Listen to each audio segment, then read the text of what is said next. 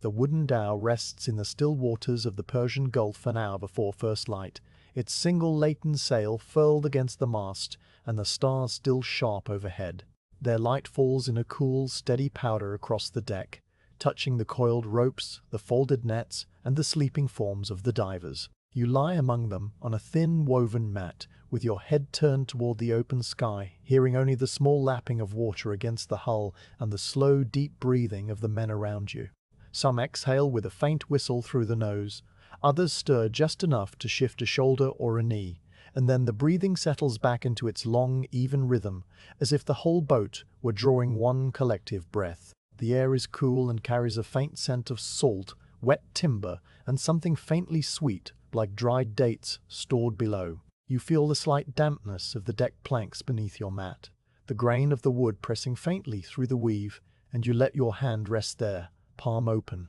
fingers relaxed. The coolness seeps slowly into your skin while you watch the sky begin to soften from black to charcoal. It happens so gradually that you cannot name the exact moment when the first degree of change appears, only that after a while the stars look farther away and the edge of the world seems to loosen its grip on the night. A small sound breaks the hush, a soft footfall on wood, once, then again, unhurried. The captain, an older man with sun-weathered skin and a tidy grey beard, moves along the deck near the stern. He does not call out or clap his hands to wake the crew. He simply murmurs a quiet phrase to no one in particular, a low, melodic string of words that drifts across the deck and mingles with the lapping water. You do not catch the meaning, only the tone of it, calm and unhurried as the man himself. He bends to check a knot on the rudder lashing, and the wood creaks softly under his bare feet. Near the mast, a boy, perhaps 12 years old, kneels beside a small clay brazier. He arranges a few chips of dried palm wood and a twist of coarse fibre, then strikes a flint with slow, deliberate care. A tiny spark catches, glows, and a thin thread of smoke rises straight up into the still air before a small flame appears. The boy feeds it gently, one twig at a time, until the fire settles into a steady orange glow that casts a warm, trembling circle on the deck.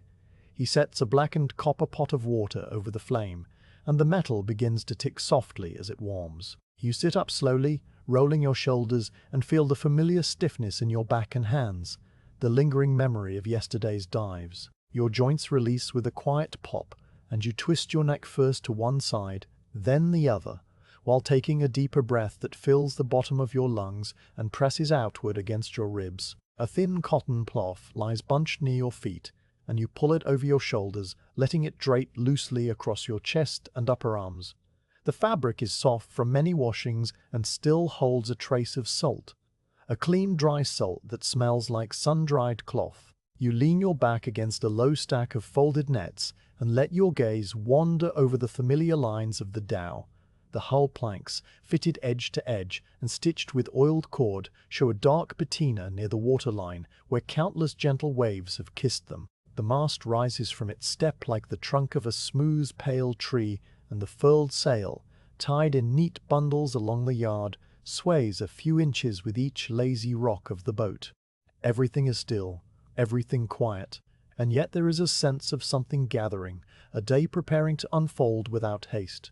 Your breath moves in and out, settling into a slow tide that matches the sway of the dhow. You listen to it now as a separate presence, the soft rustle of air in your nostrils on the inhale and the warmer, almost silent stream of the exhale that dissolves into the air above your lip. In the pause between one breath and the next, there is a small pocket of stillness, and in that stillness you hear the distant cry of a gull, a thin, reedy call that hangs in the air for a moment and then fades without answer. The eastern sky begins to pale. A band of faint grey-blue presses against the horizon, pushing the darkness upward as if the night were a cloth being slowly lifted. The stars in that quarter lose their brightness first, one by one, until only the brightest few remain, and then even those melt back into the emerging blue. The water catches the change and turns from black to a deep slate, then gradually to something softer, a muted silver green that stretches away in every direction until it merges with the sky. No waves break the surface, only the long, gentle undulations that pass beneath the hull and lift the boat so subtly You might not notice if you were not paying attention. The boy lifts the copper pot from the brazier and pours steaming water into a small earthenware bowl. He adds a pinch of dark tea leaves and stirs with a sliver of palm wood, then sets the bowl on a flat stone beside the captain. The captain lowers himself onto a wooden chest, wraps his fingers loosely around the warm bowl, and looks out over the water without speaking. Steam rises in thin curls and disappears into the cool air. The scent of the tea, earthy and faintly bitter, drifts across the deck and mingles with the salt and smoke. One by one, the other divers begin to stir. They rise without hurry, some yawning wide, others rubbing the sleep from their eyes with the heels of their hands. A man with a thin scar along his collarbone folds his sleeping mat with 3 crisp movements and tucks it under a bench. Another sits cross-legged and simply stares at the horizon, his face empty of expression, his breathing slow and deep.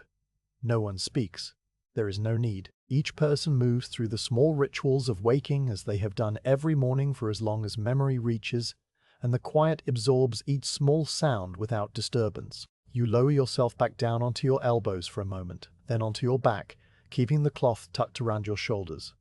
Above you the sky continues its slow brightening, the deep charcoal lifting into a soft dove grey that seems to hold its own gentle light. The mast points upward like a steady dark line that divides the view without interrupting it, and you follow that line with your eyes until it ends in the pale nothing of the upper air. A few last stars hang directly overhead, as if reluctant to go, and you watch them flicker faintly, each a tiny stab of silver that trembles once and then vanishes into the wash of dawn. The creak of the rudder begins a slow conversation with the rocking of the boat, a low rhythmic note that repeats every few seconds, never exactly the same, but always familiar. You let that sound settle into the background of your awareness, alongside the lapping water and the distant gull and the quiet murmur of the captain's voice as he speaks a few words to the boy. The words are too soft to hear clearly, but the tone is peaceful, a slow and easy exchange that requires no reply beyond a slight nod. Your body grows heavier against the mat, your limbs loosening as the night's stiffness melts away. You notice the sensation of your own heartbeat, a steady, distant throb that you feel more in your chest than here, and you let it be there without counting or naming it. The wooden deck, the folded nets, the coiled ropes, the sleeping mat beneath you, the soft, worn cloth across your shoulders, all these things create a cradle that holds you in place while the boat rocks and the sky changes. A line of pale gold begins to trace the edge of the horizon, so thin and faint at first that it might be only a trick of tired eyes. But it stays, widens, deepens, and a warm apricot glow spreads upward, staining the underside of the low clouds with pink and amber. The water catches those colors and holds them, the surface turning from silver green to a shimmering bronze that moves in slow ripples around the hull. You follow the changing light with your eyes, not thinking about it, just watching, letting it happen. The boy pours a second bowl of tea and places it on the deck near your elbow. You sit up once more, fold your legs beneath you, and lift the bowl with both hands. The clay is warm but not too hot, and you cradle it against your palms while the steam touches your chin and cheeks. You raise the bowl to your lips and take a small sip, letting the bitter warmth spread across your tongue before swallowing. The liquid travels down into your chest, a thin thread of heat that seems to expand as it descends, and you exhale slowly, a small puff of steam leaving your lips. You look around the deck and see the crew now quietly gathering near the brazier, each man taking a bowl of tea or a piece of flatbread, chewing slowly, looking out at the water with the same calm and distant gaze. The captain remains on his chest, sipping occasionally, his eyes half closed. The boy adds another twig to the brazier, and the flame leaps up for a second before settling back. A small trail of smoke rises straight into the morning air, undisturbed by any wind. You finish the tea, set the bowl aside, and pull the cloth more snugly around your shoulders as the faintest chill still lingers in the air. The sun has not yet risen above the horizon, but its approach is written across the whole arc of the eastern sky, a promise of warmth that will come in its own time. You feel yourself settling deeper into a quiet that is neither sleep nor waking, a state where your thoughts grow thin and transparent, where the border between your own breath and the boat's slow rocking grows indistinct. Your attention drifts to the ropes coiled near your feet, each loop lying flat against its neighbor, the hemp fibers frayed in small places and darkened by salt and age. You notice the patterns they make, the tight spirals and the loose ends curled like sleeping snakes. A tiny spider, pale and almost translucent, crosses one coil with delicate steps moving from shadow to shadow without hurry, and you watch it until it disappears into a crevice between two planks. Then your eyes lift again to the horizon, where the faint gold has brightened into a soft lemon glow that pushes the grey higher and higher, until the whole sky from east to west is a wash of pale blue.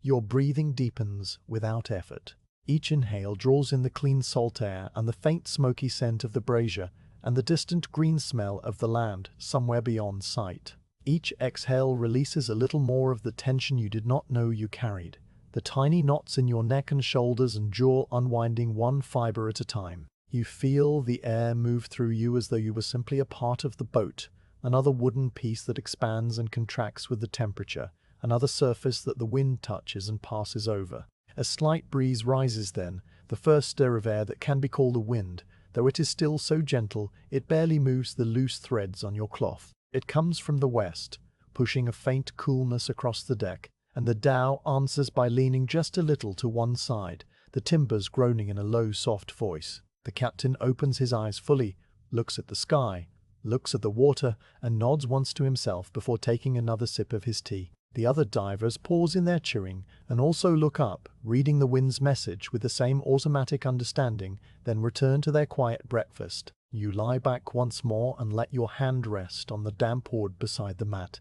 feeling the tiny vibrations of the hull transmitted through your palm. The water slaps lightly against the planking, a sound so regular it becomes almost hypnotic, a pulse that merges with the pulse of your blood and the rhythm of your breath. The sky above is now a clean and empty blue, no clouds at all, just an immense open dome that feels both far away and intimately close. In the growing warmth, the last traces of night vanish, and the world becomes a simple circle of sea and sky and boat, and the quiet breathing of men. Your thoughts grow softer, more diffuse, as if the morning light was soaking through them and blurring their edges. You do not try to hold on to any one idea or memory. You simply let them pass, like the few small ripples that spread out from the hull and disappear. The Dhow continues its gentle rocking, the mast traces its slow, invisible arc against the sky, and the boy prepares another pot of tea while the captain closes his eyes again,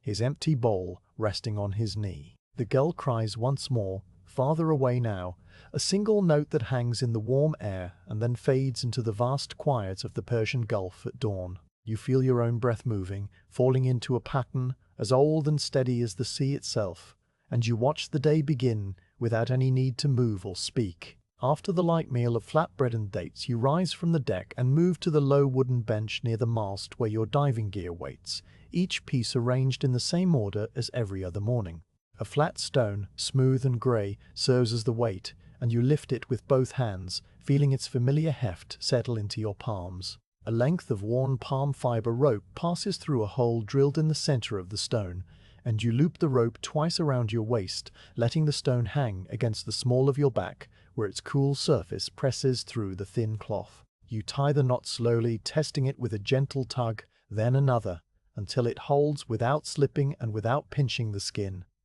The stone pulls downward with a patient insistence that you have felt 1,000 times, a reminder of the sea's pull waiting below. Next, you take the nose clip, a small piece of polished bone carved into a gentle curve that fits the bridge of your nose. The bone is worn from sitting in the sun, smooth as a worn shell, and you press it into place until it pinches just enough to seal the nostrils without discomfort. You breathe through your mouth now, the air moving over your tongue and past your lips in a soft, steady stream, and you test the seal by trying to exhale through your nose and finding no passage. Satisfied, you roll your shoulders once more, loosening the muscles across your upper back, and then you step toward the gunwale. The wood of the rail is warm under your hand, bleached pale by sun and salt, and you curl your fingers over its rounded edge while you look down at the water alongside the Dhow. The surface is a sheet of glass so smooth that the hull's reflection hangs perfectly still,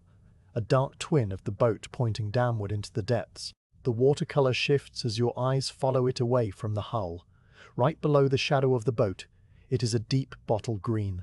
Then a few feet out, it lightens to pale emerald. And farther still, where the morning sun strikes directly, it becomes a shimmering turquoise that fades into a blue so deep it is almost violet. You watch the shifting boundary between these colors, a soft rippling line that moves with the swell, and you let your breathing deepen without effort, preparing not by force, but by simply letting the air come and go. You fill your lungs completely, drawing the air down past your chest and into your belly, the way you learned as a boy, the way the old divers taught you by placing a hand on your stomach and telling you to push against it. The breath expands outward and downward, stretching the skin around your ribs and pressing gently against the rope at your waist. And you hold it there for a moment, feeling the fullness, the slight pressure that is not yet uncomfortable, but merely present. Your heartbeat, which had been slow and even, quickens just a little in that held breath, a single extra beat that you feel behind your eyes, and then you release everything in a long, steady exhale through your mouth, emptying until there is nothing left. And then you draw in again, deeper this time, a full draught of the morning air that carries the last traces of tea and salt and sun-warmed wood. You take a third breath, the deepest yet, and as your chest rises you lean forward over the gunwale and slip into the water. There is no splash, only a soft yielding as the surface parts around your head and shoulders and closes again above you with a quiet seething sound that fades immediately into a muted hush. The sea receives you without resistance, and you feel its coolness wrap around your body in a single smooth envelope, cooler than the morning air, but not cold, a temperature that feels exactly like the absence of heat. The thin cotton cloth plasters itself against your skin and billows slightly with your movement, and the stone at your back begins its slow pull downward. You let the weight do its work without kicking at first, simply sinking through the upper water in a gentle diagonal, your arms floating out to your sides and your legs trailing behind like a long loose tail. The surface recedes above you, becoming a rippling ceiling of silver light that flickers and wobbles with each passing swell, and you watch it grow smaller and more distant until it's no longer a surface but a memory of one, a bright trembling line that marks the boundary between air and sea. The noise of the world above vanishes completely the moment your head goes under. What replaces it is a deep layered quiet made of many small sounds you would never notice on land, the faint creaking of the Dhow's hull transmitted through the water like a distant humming, the high faint hiss of tiny bubbles escaping from the weave of your cloth, the soft thud of your own heartbeat echoing through the bones of your skull. These sounds do not compete with one another, but blend into a single low texture that wraps around you like a second skin. You hear your own breath now, not the sound of air moving, but the memory of it held inside your chest, a presence rather than a noise. You begin to kick downward, slow and measured, following the rope line that the tender released a moment before you entered the water. The rope hangs straight down from the Dhow's side, a pale brown cord that disappears into the deepening blue, and you keep it within arm's reach, letting your right hand brush it occasionally as a guide. Your kicks are small and efficient, a gentle flutter that pushes you deeper without using more air than necessary, and your arms remain still at your sides, your hands open and relaxed. The stone weight pulls from your lower back, tipping your body into a slight head-down angle so that you descend as naturally as a leaf sinking through still air. Fish appear around you, a school of tiny silver ones, no longer than your finger, each body a bright mirrored sliver that catches the light and throws it back in quick flashes. They hang in the water as if suspended, their translucent fins beating so fast they blur into invisibility,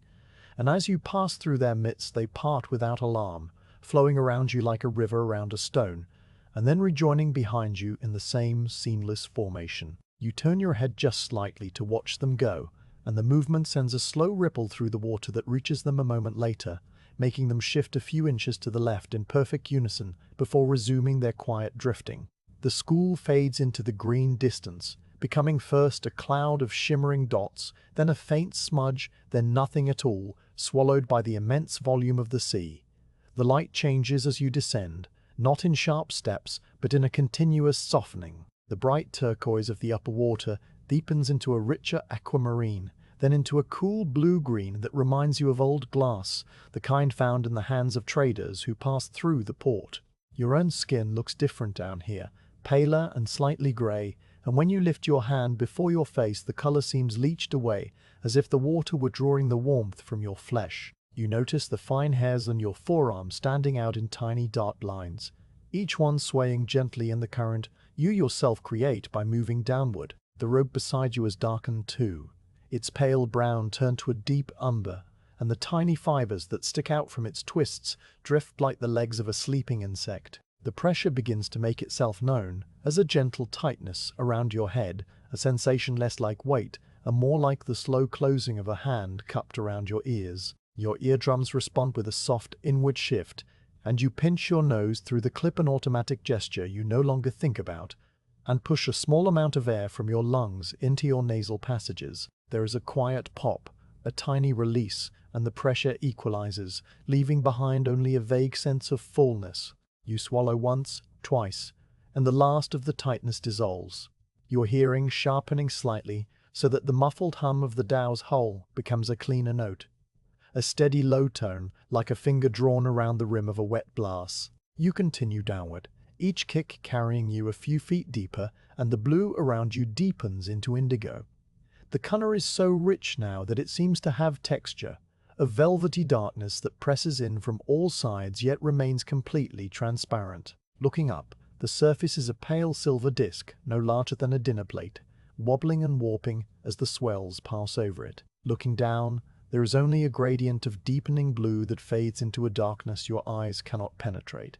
a vast empty space that holds no shape or feature. But you know the seabed is there, not far below, and you continue to drop, patient and unhurried, trusting the rope and the weight and your own body's memory of this journey. Your heartbeat has slowed now, settling back into the deep, even rhythm you felt on the deck. The initial quickening that came with the held breath is gone, replaced by a calm, steady throb that you feel in your chest and temples, but do not attend to. Your mind has grown quiet as well. The last residue of surface thoughts, the tea, the warmth, the boy's small flame dissolved into the simple facts of the descent, the colour blue, the pull of the stone, the rope sliding past your fingertips. You are not thinking about the oyster beds yet, nor the Maharaja's necklace, nor the pearl that waits inside some closed shell. You are only descending, only breathing in the held air within your lungs, only present in the long, slow fall through the water. The seabed begins to take shape below you,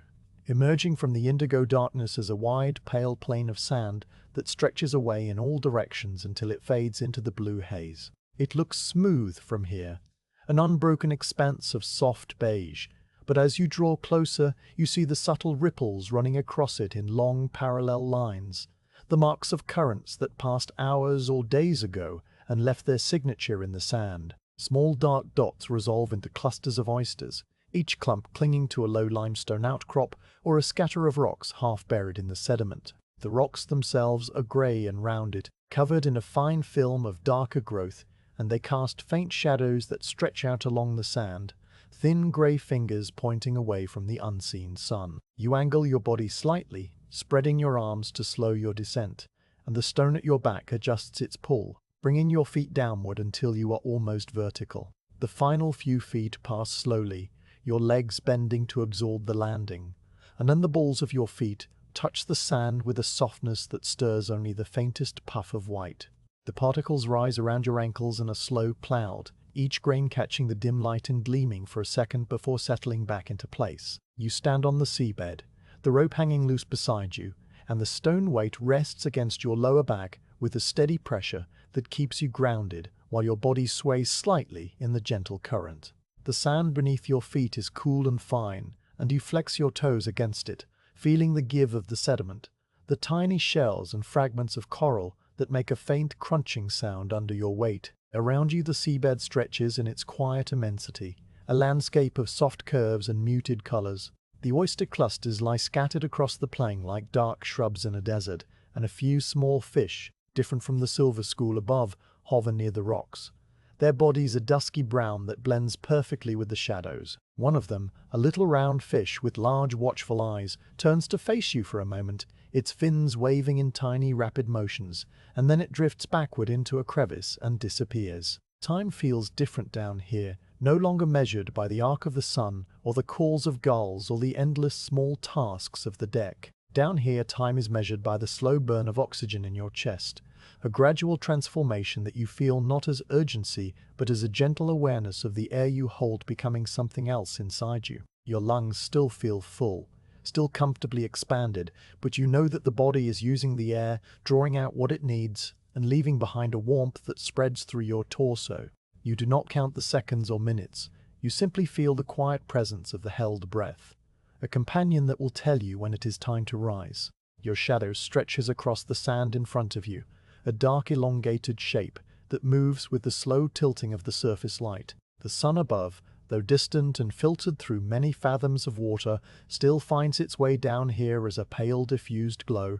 and your shadow responds by shifting its angle inch by inch, rotating around your planted feet like the hand of a water clock. You watch it for a while without thinking, noting how it bends over the ripples in the sand, how it pulls in the small depressions and thins out on the rises, a dark, silent companion that never leaves your side. The rope line sways gently in the current, a slow back and forth that matches the rhythm of the surface swells, and you reach out to touch it with your fingertips, feeling the familiar texture of the damp palm fiber. It is your connection to the world above, a thin cord that links your held breath to the air and the Dhow and the captain's quiet murmurs. You do not tug it, do not signal, because you are not ready to ascend yet. You are only acknowledging it, as you might acknowledge a friend who waits patiently nearby. The rope sways again, and your fingers fall away, leaving it to its slow dance. You look out across the oyster beds, those dark clusters that hold the promise of pearls, and you feel no hurry to begin. The sea allows you this moment of stillness, this pause between the descent and the work, and you accept it without question. Your breathing, though held and still, feels like a long, slow exhale that never ends, a continuous release that keeps you suspended in the calm blue quiet. The seabed waits, the oysters wait, the Dhow waits far above, and you wait too, grounded on the sand, wrapped in the deep indigo light, feeling the slow, patient tilt of your shadow as it marks the passing of time in a language too subtle and ancient for words. You move toward the nearest limestone outcrop with slow steps, each foot lifting from the sand and settling again in a small silent cloud, your body adjusting to the gentle resistance of the water that presses from all sides. The stone weight at your back keeps you grounded, pulling downward with a steady, patient insistence that feels less like burden and more like a hand resting lightly on your shoulder, reminding you that you belong to the seabed for now. The outcrop before you is low and irregular, its surface pocked with small hollows and covered in the dark patina of marine growth, and clustered across its flanks in dense overlapping layers are the oysters. Their shells are rough and uneven, the color of old slate mixed with streaks of dull purple and brown, and they grow so thickly that one shell melds into the next, the seams between them barely visible as thin, jagged lines. Some are no larger than your thumbnail, still young and thin-edged, while others are broad and heavy, their outer surfaces encrusted with tiny white tubes and the faint lacy patterns left by other small sea creatures long departed. You crouch down, bending your knees and letting your weight settle onto your heels, and the sand gives slightly beneath you, molding to the shape of your feet and the curve of your calves. The held breath inside your chest remains a steady presence, warm and patient, and you do not think about it as you reach for the short iron prying tool tucked into your belt.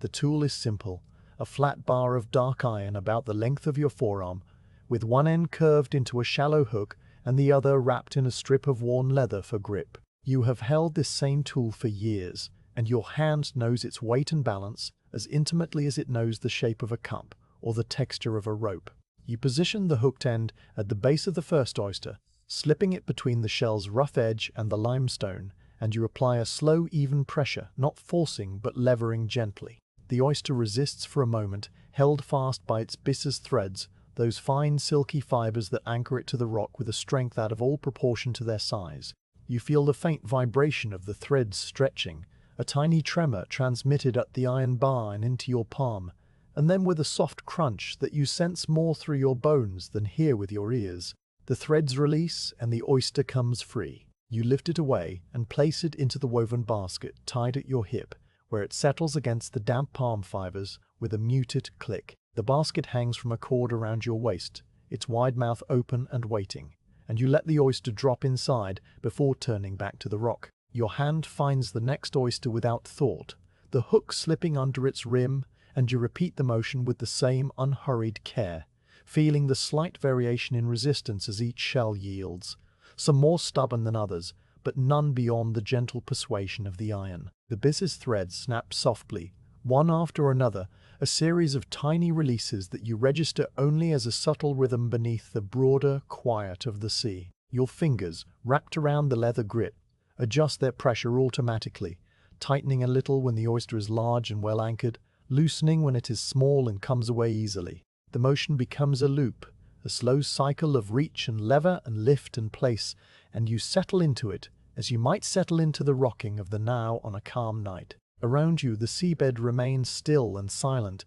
except for the distant hum of the Dhow's hull far above, a low continuous note that vibrates through the water like the memory of a song. It is not a sound you listen to so much as one you inhabit, a background tone that has been present for every dive of your life and has become as unremarkable as your own heartbeat. Speaking of which, the whisper of your pulse in your temples makes itself known now and then, a soft, rhythmic throb that matches the slow cadence of your work, and you notice it without attending to it, the way you might notice a familiar scent on the breeze. The pressure of the water against your eardrums remains steady, a gentle fullness that you equalized during the descent, and that now requires no further thought, leaving you free to focus on the oysters and the rock and the quiet satisfaction of the basket filling one shell at a time. The oysters themselves are varied in shape and size, and your fingers learn each one before the tool touches it.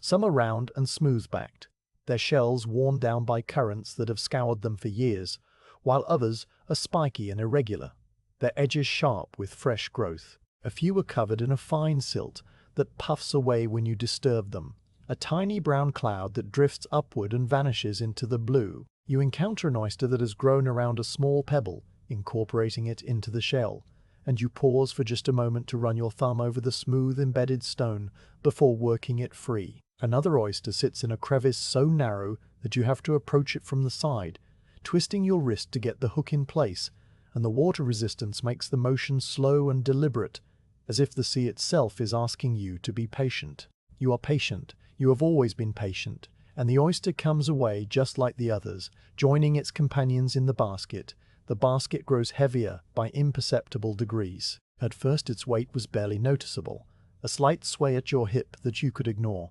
but now as you place oyster after oyster inside, the pull becomes more present, a gradual accumulation that drags at the cord around your waist. The palm fiber weave stretches a little, the fibers creaking faintly with each new addition, and the mass of shells inside shifts and resettles with a muffled scraping sound whenever you move. You adjust your stance to accommodate the weight, widening your knees slightly and leaning forward a little more over the rock so that your center of balance stays low and grounded. The stone weight at your back counters the basket's pull, keeping you from tipping forward, and your body finds a new equilibrium without any conscious thought, a quiet negotiation between the sea and the sand and the load you carry. The light down here is muted and blue, filtered through many fathoms of water, and it falls on the oyster bed in a diffuse wash that softens every edge and blurs every detail. You see the world through a gentle haze, as though looking through old glass, and the colors are all shades of gray and blue and muted green,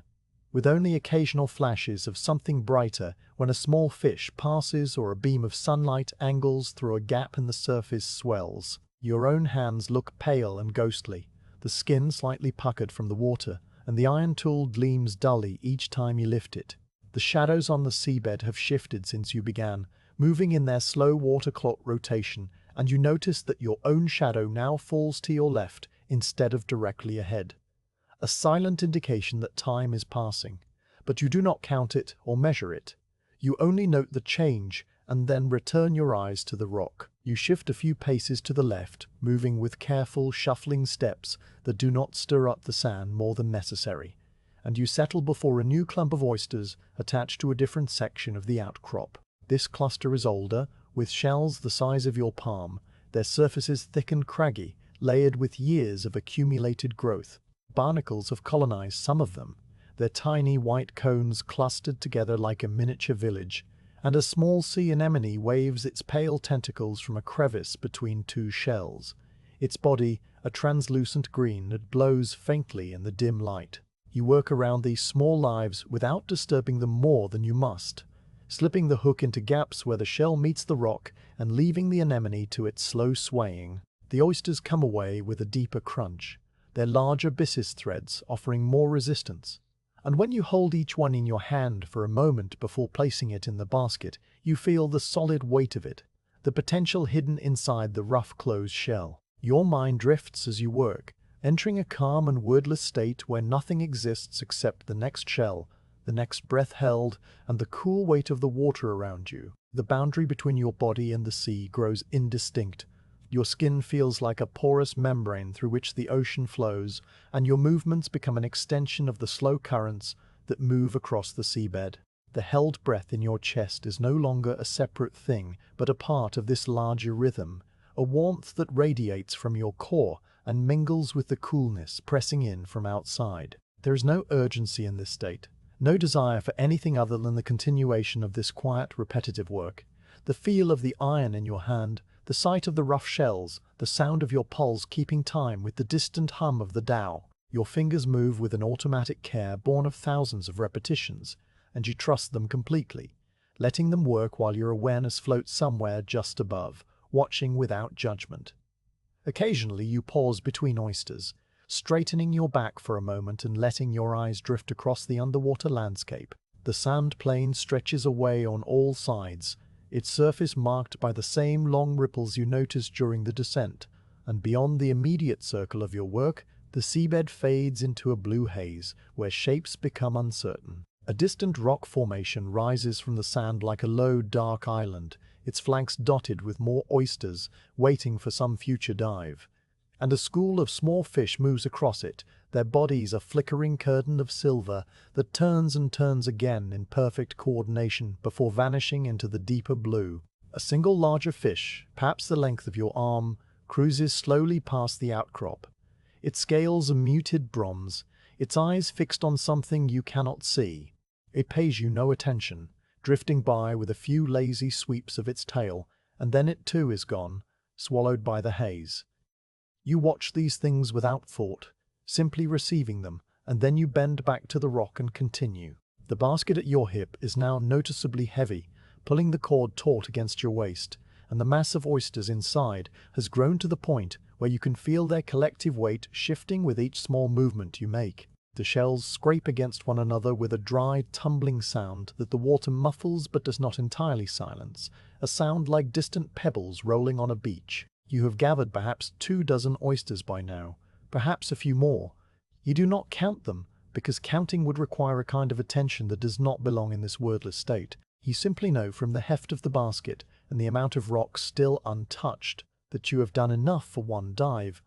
and that soon the body will ask for air. The held breath remains comfortable, but there is a subtle change beginning, a slight shift in the quality of the warmth in your chest. A sensation less like burning and more like a very gentle reminder that the air you hold is not infinite. It is not yet need, not yet the ache that will eventually press against your ribs, but it is the first whisper of that need, a quiet signal that your body sends without alarm. Still, you do not hurry. You reach for one more oyster, a small one tucked into a hollow of the rock, and you work it free with the same slow care you applied to the first. You hold it in your palm for a second, studying the concentric lines on its shell, the way they spiral outward from the hinge like the rings of a tree.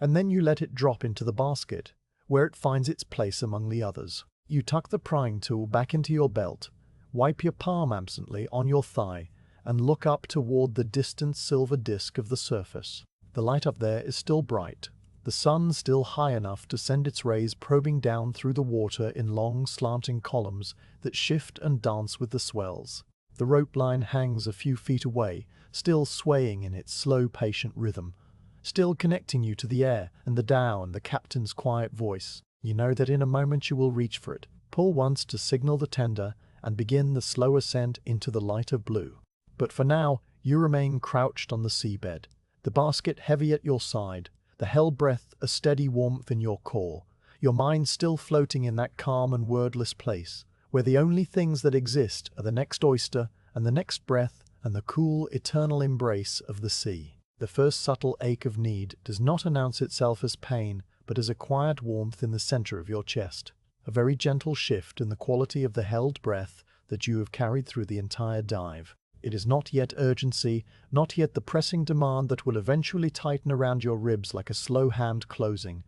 It is only a small and distant signal, the body's way of murmuring that the air you hold is growing older, and that soon you will want to replace it with new air from the world above. You feel it as a slight heat behind the sternum, a soft glow that radiates outward, into your shoulders and down into the belly, but does not yet make itself uncomfortable. The warmth has been present for a little while now, building with such gradual patience that you cannot say exactly when it began, only that it has crossed some invisible threshold, and now asks for your attention. You pause in your work, your hand resting lightly on the last oyster you have freed, and you listen to this inner murmur without alarm, acknowledging it as you might acknowledge a distant bell that marks the hour. The iron prying tool still hangs from your grip, its dark surface cool and familiar, and you hold it for a moment longer while you take stock of the seabed around you, the low limestone outcrop now partly cleared of its harvest,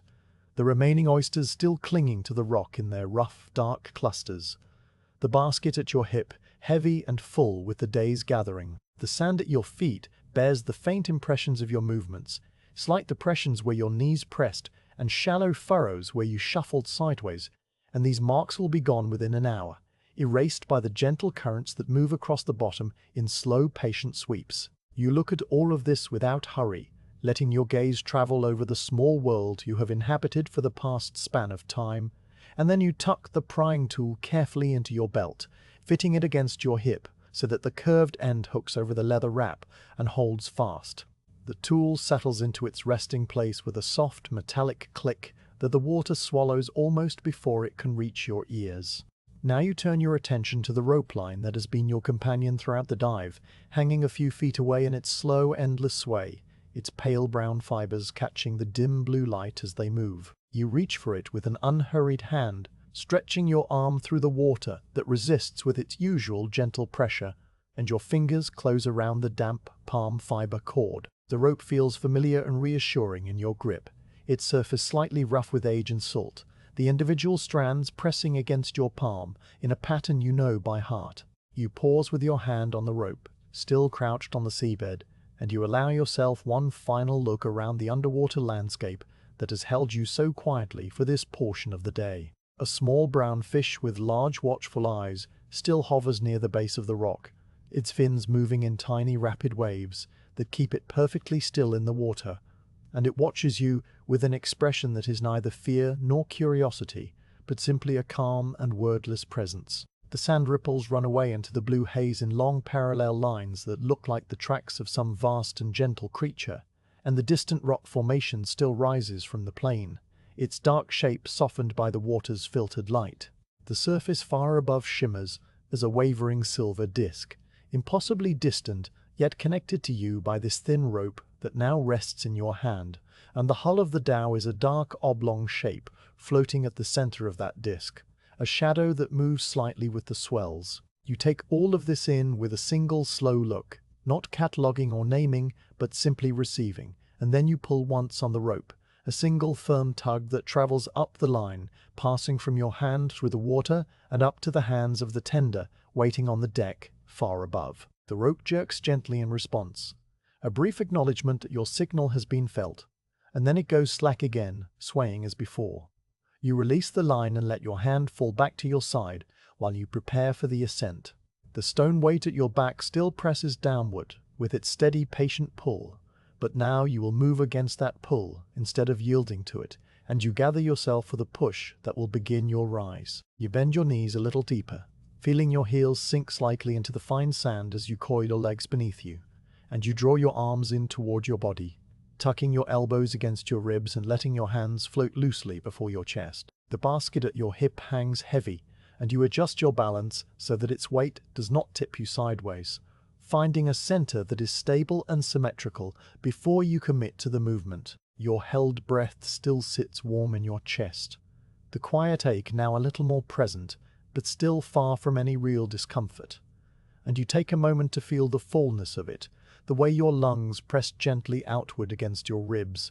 the way your diaphragm holds a slight tension that you have been carrying for many minutes without thought. Then you straighten your legs in a single smooth movement, pushing off the seabed with a soft kick that propels you upward a few feet, and the stone weight at your back loses some of its authority as you begin to rise. The sand beneath you gives a final faint puff of white that settles back almost immediately, erasing the last evidence of your presence, and the outcrop begins to recede below you, its grey limestone and dark oyster clusters shrinking as the water slowly lifts you away. You do not kick hard or often, because haste would waste the air you still hold and disturb the quiet rhythm of the ascent. Instead, you let the stone weight do much of the work, its downward pull now reversed by your upward momentum, so that you rise naturally, like a cork released from the deep. And you add only a small flutter of your feet now and then, to keep yourself moving in a steady, slow diagonal toward the brightening surface. The water slides past your body with a cool, continuous caress, streaming over your shoulders and down your back and along the length of your legs, and you feel the pressure around your head begin to ease by the smallest degrees as you climb through the water column. The tightness that had been a constant companion on the seabed now loosens imperceptibly with every foot you rise, and your eardrums adjust without you needing to do anything, simply releasing the slight tension they have held all this time. The sensation is one of gentle expansion, as if your whole head were breathing out after a long and restful pause. Bubbles escape from the corner of your mouth as you rise, each one a tiny silver sphere that detaches from your lip and begins its own slow journey toward the surface. They form one by one, no larger than small pearls, and they wobble slightly as they ascend, their surfaces catching the light and throwing it back in quick, bright flashes before they disappear into the bluer distance above. You watch them without following them, letting your eyes rest on the nearest ones as they spin and rise past your face, and you note that you are moving no faster than they are, that your ascent matches their leisurely pace almost exactly, so that the same bubble stays beside you for several seconds before drifting ahead. This is the right speed, the speed that respects the body and the breath, and the long, slow transition from the deep indigo bottom to the bright turquoise surface. You keep your kicking gentle and infrequent, allowing your own buoyancy and the steady release of gases within you to carry you upward, and the sea does the rest. The light changes with every passing moment, not in abrupt stages, but in a smooth, continuous gradient that shifts the color of the water around you from deep sapphire to something a shade lighter, a rich royal blue that still holds the memory of the depths, but begins to admit more of the sun's warmth. The diffuse glow that on the seabed had seemed to come from everywhere and nowhere at once now begins to show a direction, concentrating above you, so that the world below grows dimmer while the world above brightens like a slow-fading lamp turned upward. You feel the change on your skin as well, a subtle increase in temperature that is barely distinguishable from the water itself, a faint suggestion of the sun's energy reaching down through the layers to touch your shoulders and the back of your neck. Your own body, which had seemed pale and grey at depth, begins to regain a hint of warmer colour, your arms and hands slowly looking more like the flesh you know from the deck. The basket at your hip sways gently with your movement, the oysters inside shifting with a muffled clatter each time you alter your angle, and the rope line you left behind now hangs far below, still attached to the seabed and waiting for the next descent. As you rise past the midpoint of the water column, the deep sapphire gives way to a brighter aquamarine, a color so clean and luminous it seems to glow from within. The water here is clearer, less veiled by the suspended silt of the bottom, and you can see farther in all directions, the hazy edges of your vision retreating to reveal more of the open sea. A school of the tiny silver fish you passed on the way down appears again off to your left, their bodies flickering in the stronger light like a handful of scattered coins, and they wheel together in a synchronized curve before disappearing into the greener distance. Below you the seabed has become a pale blur, the limestone outcrop now just a suggestion of grey,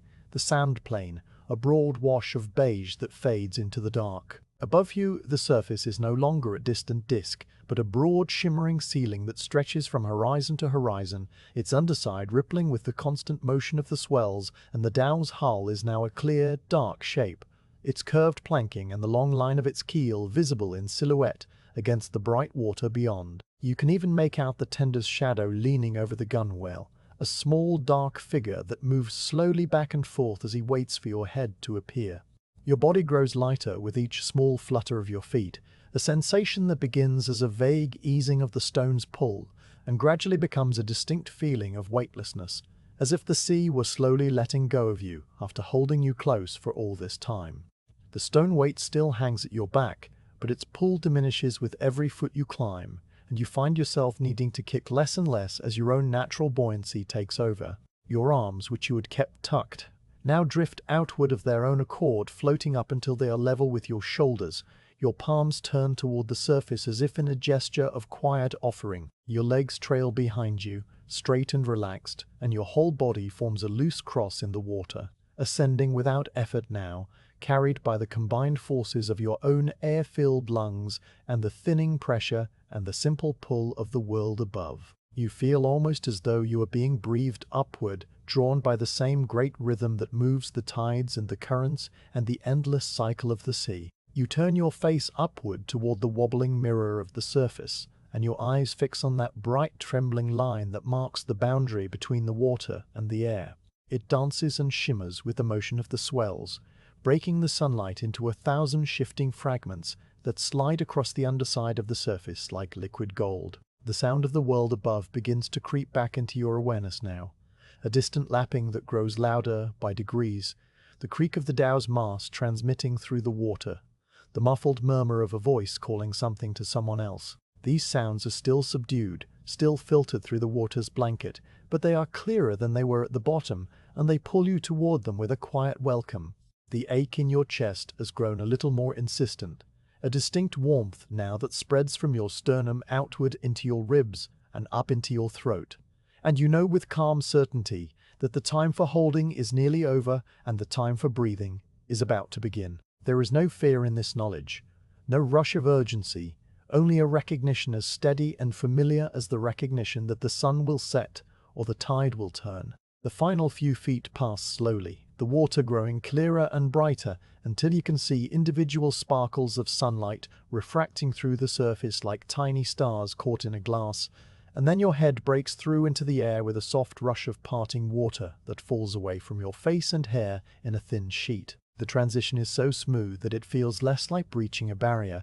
and more like arriving at a place you've been traveling toward for a very long time. A quiet homecoming that happens without fanfare. The air greets your skin with a cool touch that is immediately different from the water, lighter and drier, and filled with the scents of salt and wood, and the distant faint smoke of the brazier, and your face tingles for a few seconds as the breeze finds it. You do not gasp or suck for air. Instead, you open your mouth and let the held breath release itself in a long, steady stream, the old air pouring out of you in a continuous sigh that takes with it the warmth and the slight ache and the last traces of the deep. The exhale goes on for what feels like a very long time, a full emptying that leaves your chest hollow and still, and you listen to the sound of it, a soft low note that mingles with the lapping water and then fades. Before you even think about it, the new breath comes, drawing itself in through your nostrils and your parted lips as naturally as the tide flowing into a bay.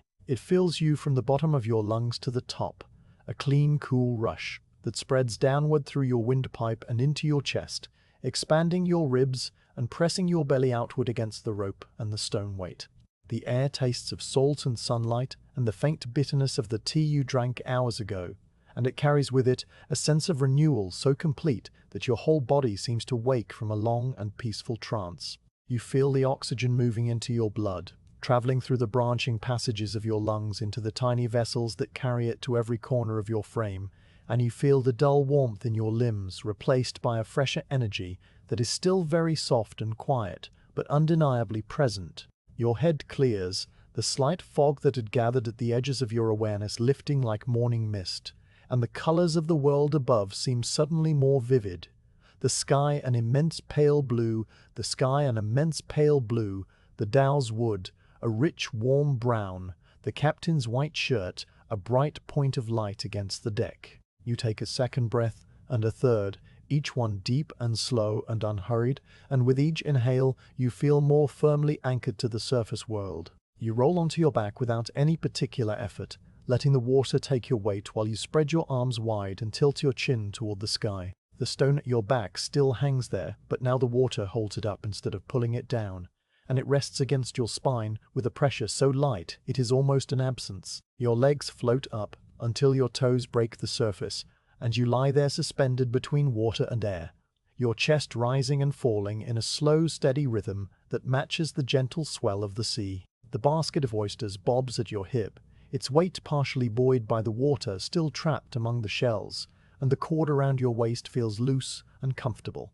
You listen to your own breathing now, the soft rustle of air moving in and out, and you let your attention rest on each phase of the cycle, the cool inhale that draws the world into you, the brief pause at the top where everything holds still for a fraction of a second, the long, warm exhale that releases you back into the world. There is no hurry to move, no task waiting that cannot wait a little longer. The tender has seen you surface. You know this because the shadow at the gunwale has stopped its pacing and now stands still, watching. He will wait, as he always waits, while you float and breathe and let the deep sea fall away from your body, one slow exhale at a time. The sky expands overhead, pale and clean and nearly empty, except for a few thin streaks of high cloud that stretch across the blue like the faintest brushstrokes, and you let your eyes rest on the vastness of it while your breathing continues its quiet tide. The sun is warm on your face now,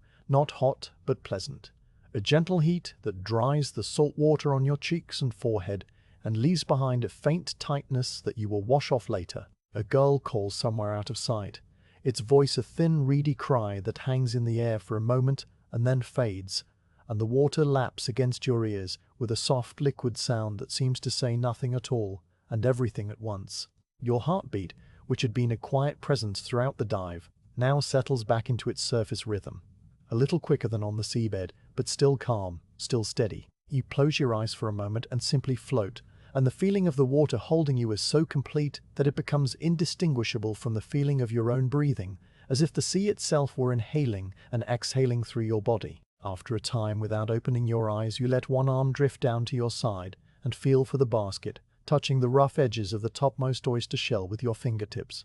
And you remember with a quiet distant satisfaction that the work is done, and the pearls, whatever they may be, are waiting inside their closed grey houses. Then your hand floats back to the surface, and you open your eyes to the pale, clean, empty sky, breathing in and breathing out, asking nothing, needing nothing, simply present in the long, calm pause between the depths and the deck. The tender reaches down with a hand rough and brown from years of sun and rope, and you grasp his wrist while he grasps yours, the familiar double grip that has pulled you from the water 1,000 mornings before this one. He leans back with a slow, steady movement, his bare feet braced against the deck, and you rise from the sea in a single smooth motion, water streaming from your body in thin silver sheets that patter onto the planks and darken the wood in a spreading circle. The stone weight still hangs from your waist. Its job done for now, and the basket of oysters swings against your hip with a heavy sloshing sound as you step over the gunwale and plant your feet on the solid deck. The wood is warm under your soles, sun-heated and slightly gritty with salt, and you feel the grain of it press into the soft skin of your arches, while you stand there a moment, dripping, blinking in the brightness that seems much stronger than it did before the dive. The tender releases your wrist with a small nod that says nothing and everything, and then he turns back to his station, his attention already moving to the next diver, who will soon send a signal up the rope. You move toward the bow with slow, shuffling steps, your legs feeling heavier now that they must carry your full weight again, and you settle yourself onto the sun-warmed planks near the coiled pile of spare rope that serves as a backrest. The rope is thick and coarse, its fibers stiff with dried salt, and it gives slightly as you lean against it, molding to the shape of your spine and shoulders while you stretch your legs out in front of you. The deck beneath your thighs is warm, almost hot in the direct sun, and the heat seeps upward through your thin cotton cloth, loosening the small knots of tension that the dive left in your muscles. You let your head fall back against the rope coil and close your eyes for a moment, feeling the weight of your own body settling into the wood, as if the Dhow were a great slow palm lifting you up toward the sky. Your chest rises and falls without any effort now, the deep automatic breathing of recovery that asks nothing of you but to let it happen. Each inhale draws cool air through your nostrils, cooling the back of your throat and filling your lungs with the clean salt taste of the Gulf, and each exhale emerges warmer, carrying away a little more of the dive's residue, the faint ache that lived behind your sternum, the subtle pressure that cupped your head. The rhythm is slower now than when you first surfaced, settling into a pace that matches the gentle rocking of the Dhow, and you let your attention rest lightly on the sensation of air moving through you, not controlling it, simply observing it as you might observe a cloud crossing the sky. There is no need to deepen it or change it. The body knows what it requires, and it takes what it needs from the cool morning air while you sit in stillness. A bead of seawater gathers at your temple, where the hair lies plastered flat, and it begins a slow journey down the side of your face, following the curve of your cheekbone and pausing for a long moment at the corner of your jaw before letting go and falling onto your shoulder. You do not wipe it away. You feel its cool track on your skin, the slight tickle of its movement, and then the tiny wet impact as it soaks into the cloth. Another bead forms at the nape of your neck, trailing down your spine, and you follow its progress with the same distant awareness, a small cool line that traces the geography of your back before being absorbed. The salt water leaves a faint, tightening sensation as it dries, a clean stiffness that you have felt since childhood and that now seems as natural as the texture of your own skin. You open your eyes halfway, letting the light filter through your lashes in soft golden spokes, and you look out across the deck without focusing on any one thing. The deck of the Dhow is a world complete in itself, a floating platform of weathered timber where every plank and peg and coil of rope holds the memory of countless days on the water. The wood under you is a pale silvery brown, bleached by sun and salt, until the original grain stands out in high relief, each line a tiny ridge that catches the light. Old nail-heads stud the planks at intervals, their iron surfaces dark and pitted with rust, and a few of them have left faint orange stains that spread outward in tiny halos. A small spider web stretches between two pegs of the gunwale, just a few feet from your shoulder, its strands so fine you can only see them when the sun strikes at a particular angle, and the web trembles with each movement of the boat, a delicate quivering that continues even when the Dhow seems perfectly still. The spider itself is nowhere to be seen, perhaps tucked into a crevice between the planks, waiting for the heat of the day to pass, and you study the empty web for a while, watching how it catches the light and holds it in tiny droplets of silver. The Dhow sways in a long, lazy rhythm, lifting at the bow while the stern dips, then reversing the motion so that the stern rises and the bow sinks, a slow seesaw that never exactly repeats itself but always returns to the same general pattern. You feel this motion through your body as a gentle rocking that travels up your spine and settles in the base of your skull, a cradle-like movement that would be deeply soothing even if you were not already tired. The mast traces its own slow arc against the sky, the top of it swaying from one side to the other in a motion so gradual you cannot see it happening, but only notice that it has moved when you look again. The furled sail, still bundled against the yard, rustles faintly with each sway, the heavy canvas slapping once against the mast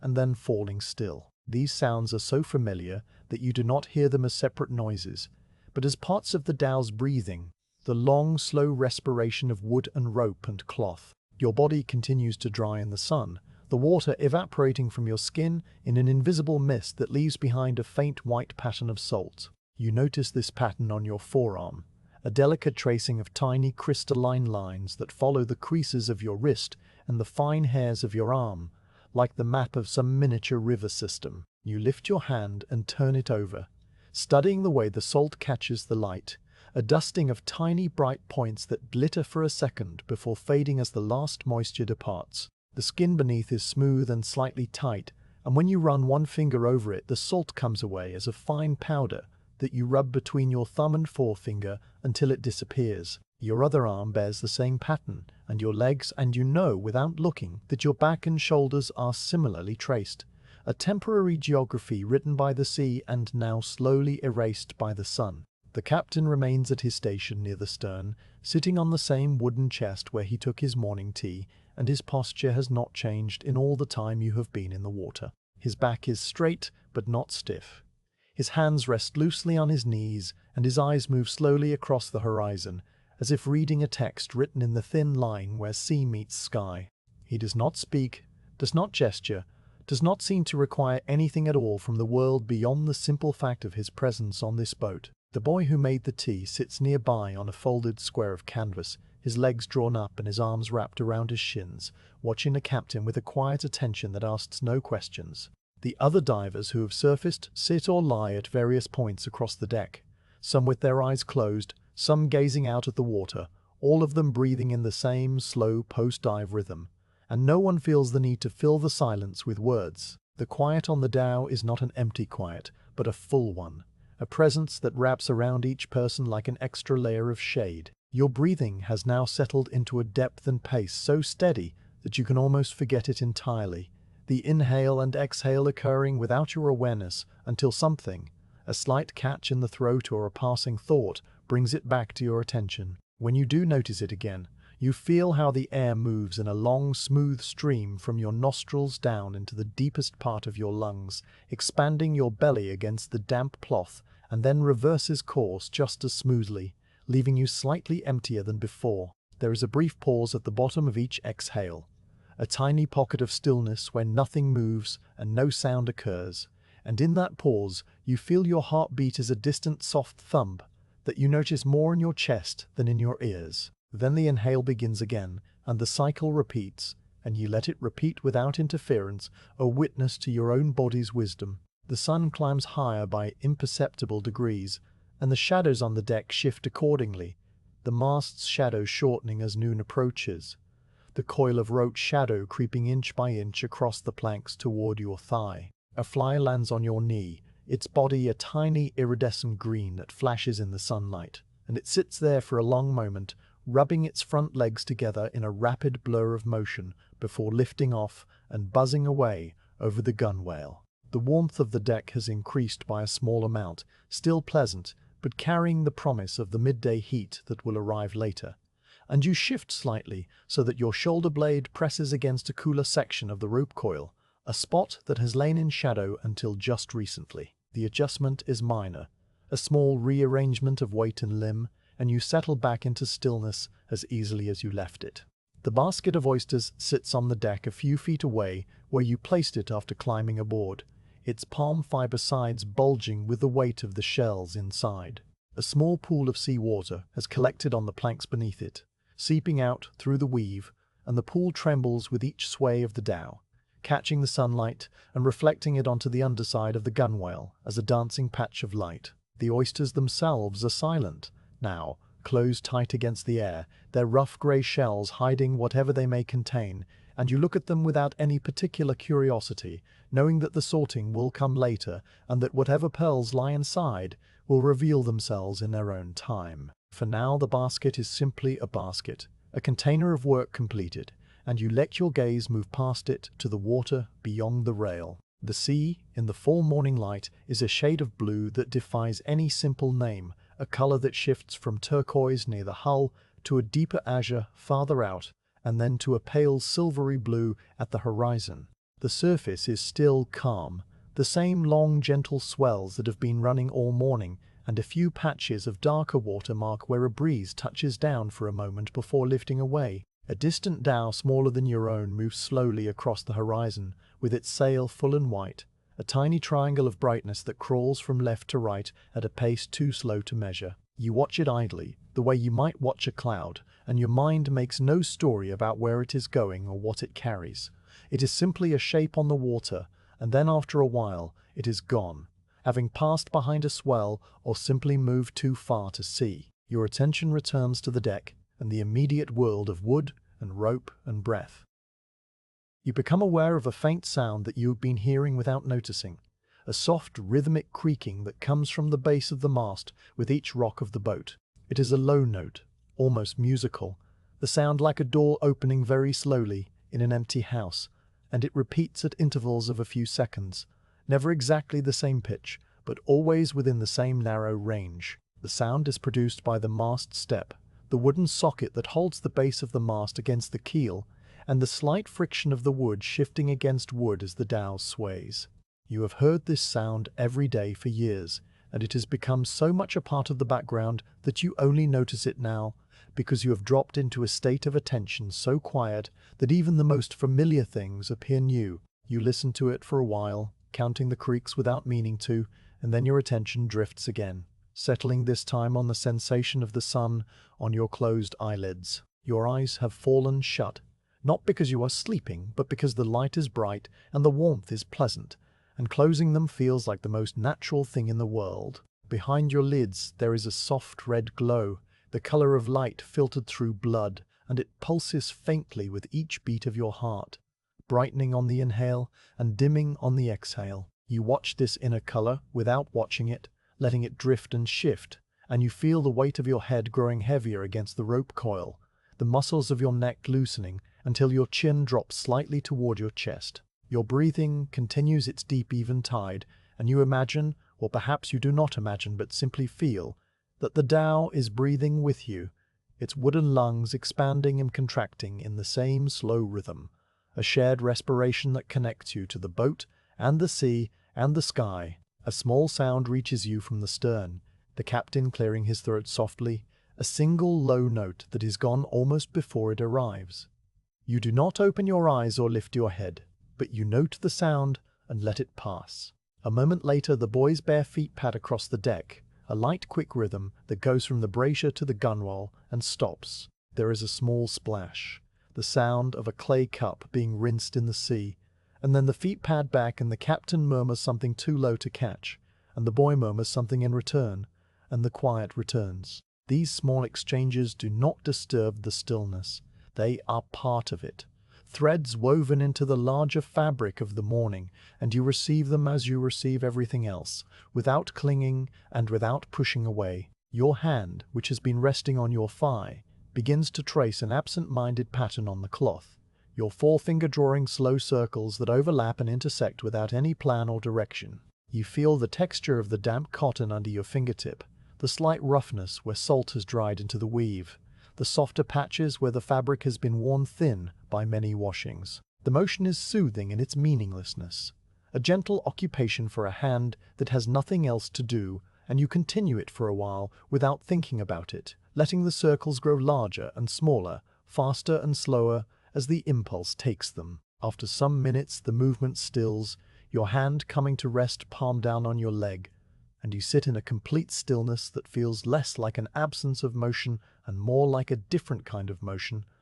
a motion so subtle it cannot be seen. The sun reaches its zenith and passes it without any announcement, and the deck begins to warm noticeably, the planks giving off a faint dry smell of heated wood that mixes with the salt air. A small lizard, pale brown and no longer than your thumb, darts out from a crevice near the mast and freezes in the sun, its tiny sides pulsing with rapid breaths, then skitters away into the shadow of a water jar. You watch this brief appearance with the same calm attention you have given to everything, and when the lizard disappears you do not search for it or wonder where it went. You simply close your eyes again and return to the slow tide of your breathing. Time passes in the way that time passes on a dhow at rest, not measured by any clock or bell, but felt as a gradual shifting of light and shadow, a slight change in the angle of the sun, a barely perceptible warming of the wood. The shadows that were short at midday begin to lengthen again, stretching out across the deck in thin, dark fingers that reach toward the starboard rail. A breeze stirs for the first time since morning, a small cool breath that comes from the east and brushes across your face before dying away, and it carries with it a hint of something green, a distant smell of land that is too faint to identify but unmistakably present. You lift your head slightly and open your eyes, looking toward the eastern horizon where a low brown smudge marks the mainland, invisible this morning, but now appearing through the afternoon haze. The land is many miles away, too far for any detail, but you know that somewhere in that brown smudge there are date palms and fishing villages and the small port where your dhow will eventually return. For now, however, It is only a smudge, and you let your head fall back against the rope coil without any desire to be there rather than here.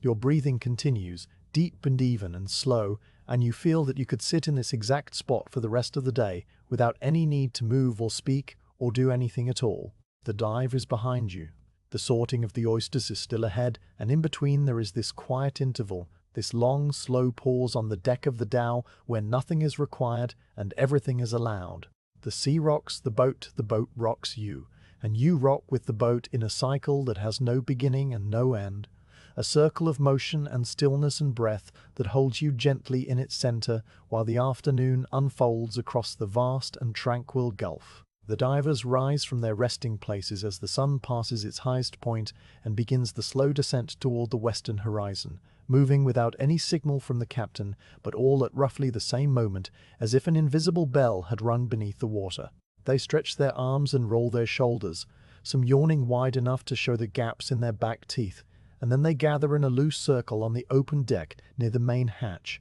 where a square of heavy canvas has been spread across the planks. The canvas is old and stained, marked with dark rings from countless wet baskets, and the faint grey impressions of shells that were laid upon it years ago and have since been opened and discarded. You rise from your spot beside the rope coil, feeling the stiffness in your hips and lower back that comes from sitting too long in one position, and you walk slowly across the deck to join the circle, your bare feet finding the familiar dips and ridges of the planking without any need to look down. The basket of oysters that you carried up from the seabed is still where you left it, its palm fiber sides damp and bulging, and you lift it by the cord and carry it with you to the canvas where the others are already settling into their places. The cook has come up from the small galley below, a narrow space near the stern where a clay stove sits on a bed of sand, and where the smells of dried fish and old cooking oil never quite fade. He carries a large shallow wooden bowl and a bundle of thin iron knives wrapped in an oiled cloth,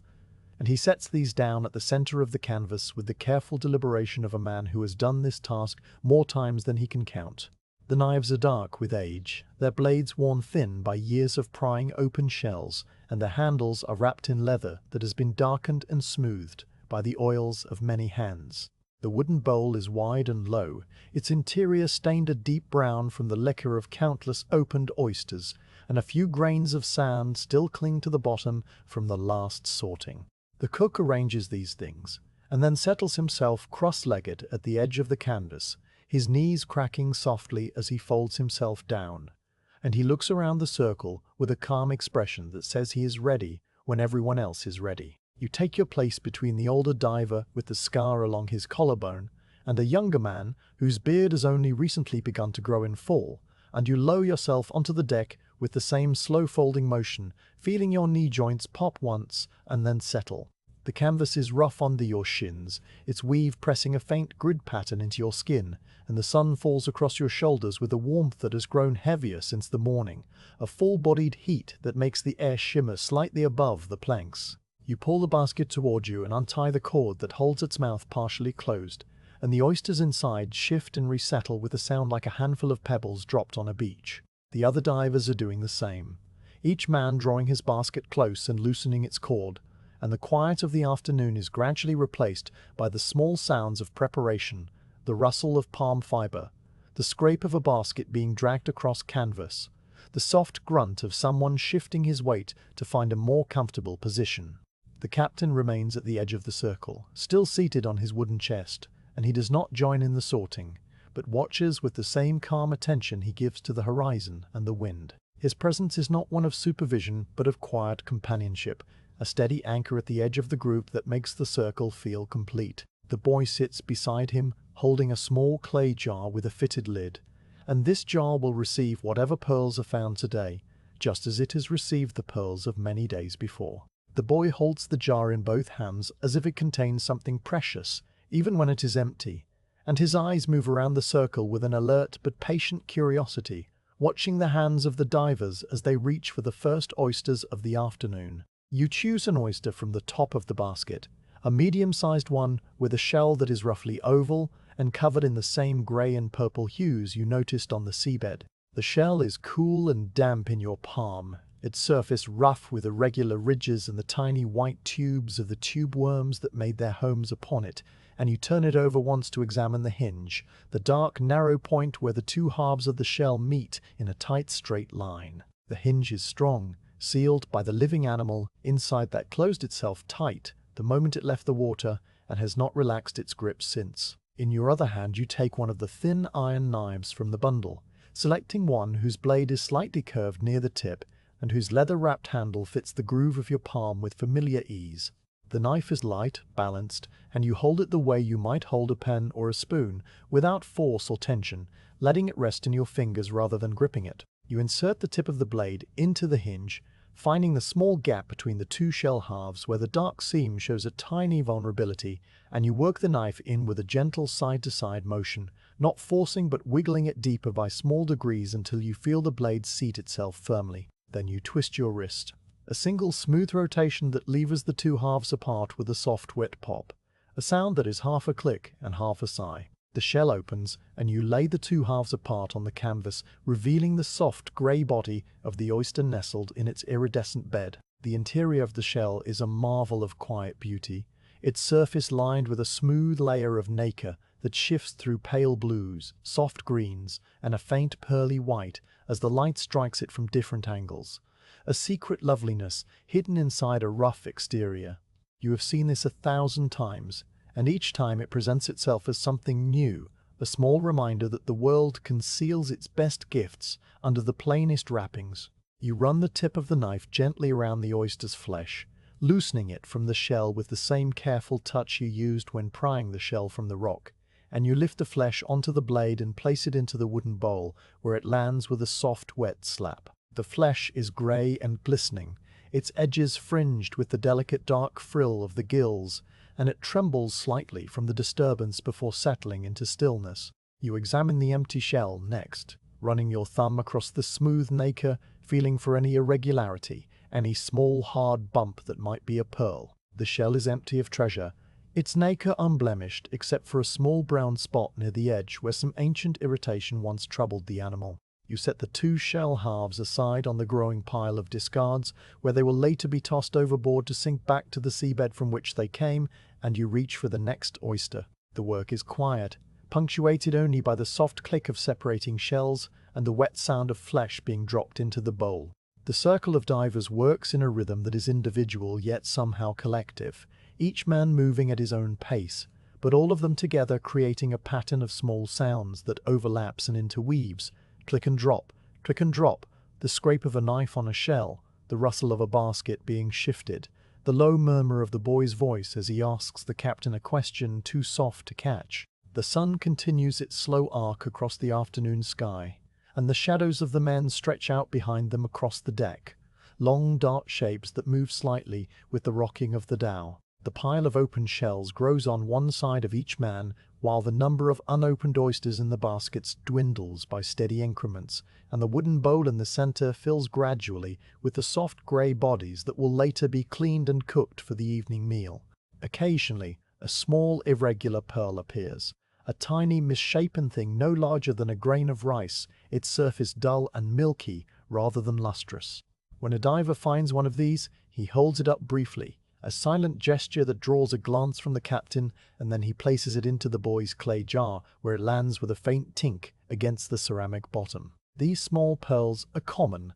the kind that the animal produces in response to a grain of sand or a tiny parasite, and they have little value beyond the curiosity of their existence. The boy receives each one with the same careful gravity, tilting the jar to watch it slide down the curved interior, and then he closes the lid again and settles back to wait for the next. You open oyster after oyster, your hands falling into the familiar loop of the task, and your mind drifts as it drifted on the seabed, entering a state where the boundaries between you and the work soften and blur. The knife in your hand feels like an extension of your fingers, the shell under your palm like a page in a book you have read many times, and the small variations in resistance and texture are the only things that distinguish one oyster from the next. Some shells open easily, their hinges giving way with barely any pressure, while others are stubborn and require more patient wiggling, more careful leverage. A few contain a small amount of seawater still trapped inside, and when you open these, a thin trickle runs down your wrist and drips onto the canvas, darkening the fabric in a small spot that quickly dries in the sun. The air around you is filled with the briny scent of the opened oysters, a fresh, clean smell that is not unpleasant, a smell that you associate with afternoons and the satisfaction of completed labor. One of the divers, the man with the thin scar along his collarbone, pauses in his work and holds up his hand. In his palm sits a pale pink pearl, irregular in shape, but larger than the grains of rice that have appeared so far, and it catches the sunlight with a soft glow that is unmistakably different from the flat milkiness of the seed pearls. The captain leans forward slightly, extending his hand, and the diver places the pearl onto the captain's palm, where it rolls gently into the center of his lifeline. The captain turns it over with his thumb, examining it from all angles, and then he nods once and passes it to the boy, who drops it into the clay jar with a look of deep satisfaction. The pearl clicks against the others already inside, a tiny bright note that hangs in the air for a moment, and then the work resumes, the knives moving again, the shells clicking open one by one. The pile of open shells beside you grows steadily, a mound of grey and purple fragments that catch the light on their inner surfaces and throw back small flashes of blue and white. The shells are still damp, and they give off a faint coolness that you can feel against your thigh when the pile grows high enough. Some shells are so thin and brittle that they crack when you open them, their edges crumbling into sharp little pieces that you brush carefully into the discards. Others are thick and solid, their nacre layers built up over many years of slow, patient growth, and these you set aside without breaking, thinking that they might be useful for some small purpose, a scoop for salt or a container for a tiny amount of ointment. The younger diver next to you works with a slight clumsiness that marks him as still learning, and occasionally his knife slips and gouges the flesh of the oyster rather than cleanly separating it from the shell. He says nothing when this happens, only frowns slightly and tries again more carefully on the next one. And you do not offer advice, because advice was never offered to you when you were learning, only the quiet example of more experienced hands. The shadows on the deck have stretched considerably by the time you reach the bottom of your basket,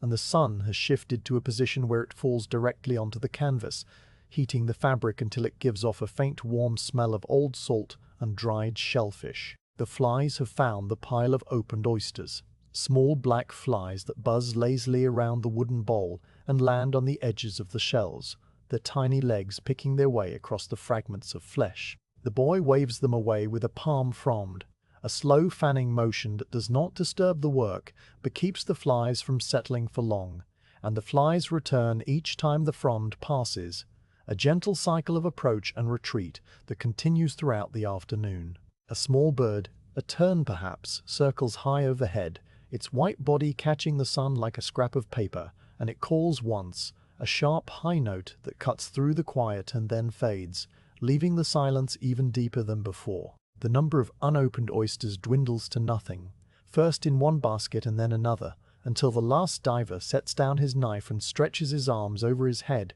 with a long, slow groan. The canvas is covered now with piles of empty shells, their inner surfaces glowing with that soft, pearly light,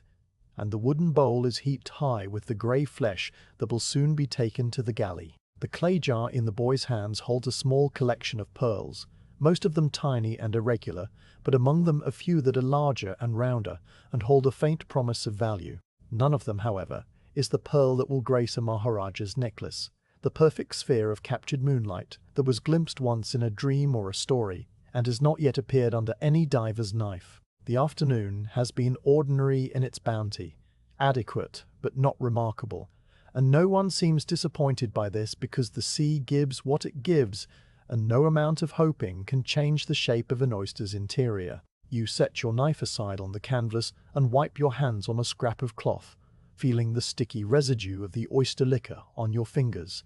A thin film that dries almost instantly into a faint tightness that will wash off with a handful of seawater. Your back is stiff again from bending over the shells, and you straighten it slowly, pressing your palms against your lower spine and arching backward until the vertebrae pop in a small chain of releases. The other divers are doing the same, rising from the canvas with the careful movements of people who have been still for too long, and the circle gradually disbands as each man finds his own spot on the deck to rest or wash or simply sit and look at the water. The cook gathers the wooden bowl of flesh and carries it below, his footsteps slow and heavy on the companionway ladder, and the boy carries the clay jar to the captain, who takes it and tucks it into a locked wooden box beside his chest, without counting or examining the contents. The sorting is done. The harvest is tallied by weight of flesh rather than luster of pearl, and the afternoon continues its slow descent toward evening, while the Dhow rocks gently on the calm and endless sea.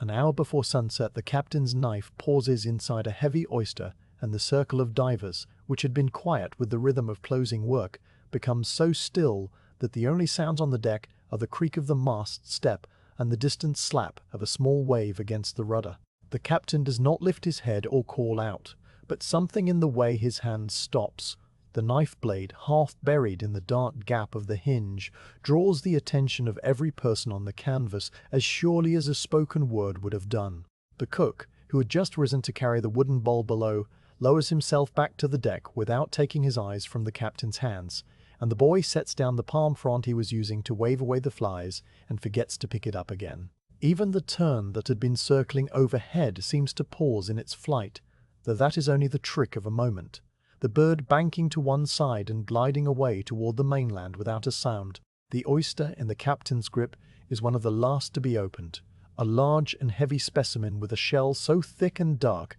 that it might have been mistaken for a stone if not for the telltale seam of the hinge running across one edge. Its outer surface is covered in the same grey and purple hues as all the others, roughened by years of slow growth on some deep and undisturbed rock, and barnacles have colonized one side of it in a dense white cluster that crunches faintly under the captain's fingers as he adjusts his hold. The knife blade, worked halfway into the hinge, stands at an angle that catches the afternoon light and throws a thin, bright line across the captain's wrist. And for a long moment he does not move it, does not twist or lever or pry, but simply holds the oyster and the knife in a perfect stillness that seems to gather the whole afternoon into itself. Then he tilts the shell slightly, angling it toward the low sun that now hangs just above the western horizon, and he completes the opening with a slow, careful rotation of his wrist, so smooth that the two halves of the shell separate without the usual wet pop, falling apart as if they had always wanted to reveal what lay inside. The nacre that lines the interior catches the light and glows for an instant with the familiar soft blues and greens that every diver has seen 1,000 times.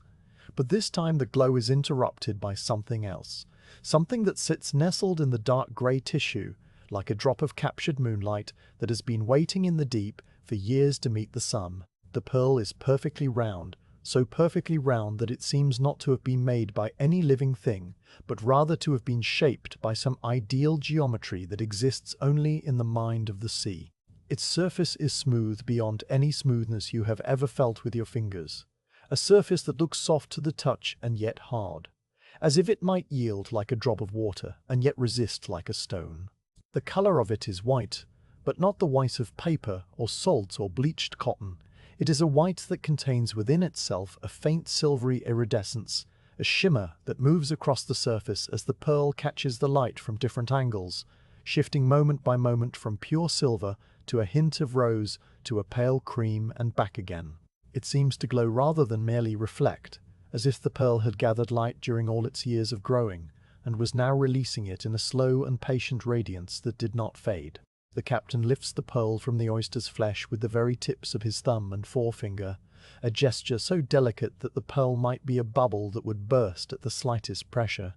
and he holds it up before his face where every diver can see it clearly. The pearl sits on the dark leather of his palm like a small full moon rising over a mountain ridge, and its luster is so pure that the surrounding shell fragments and canvas stains and the rough brown hands of the divers all seem to fade into a dim and unimportant background, leaving only the pearl, luminous and serene, complete in itself.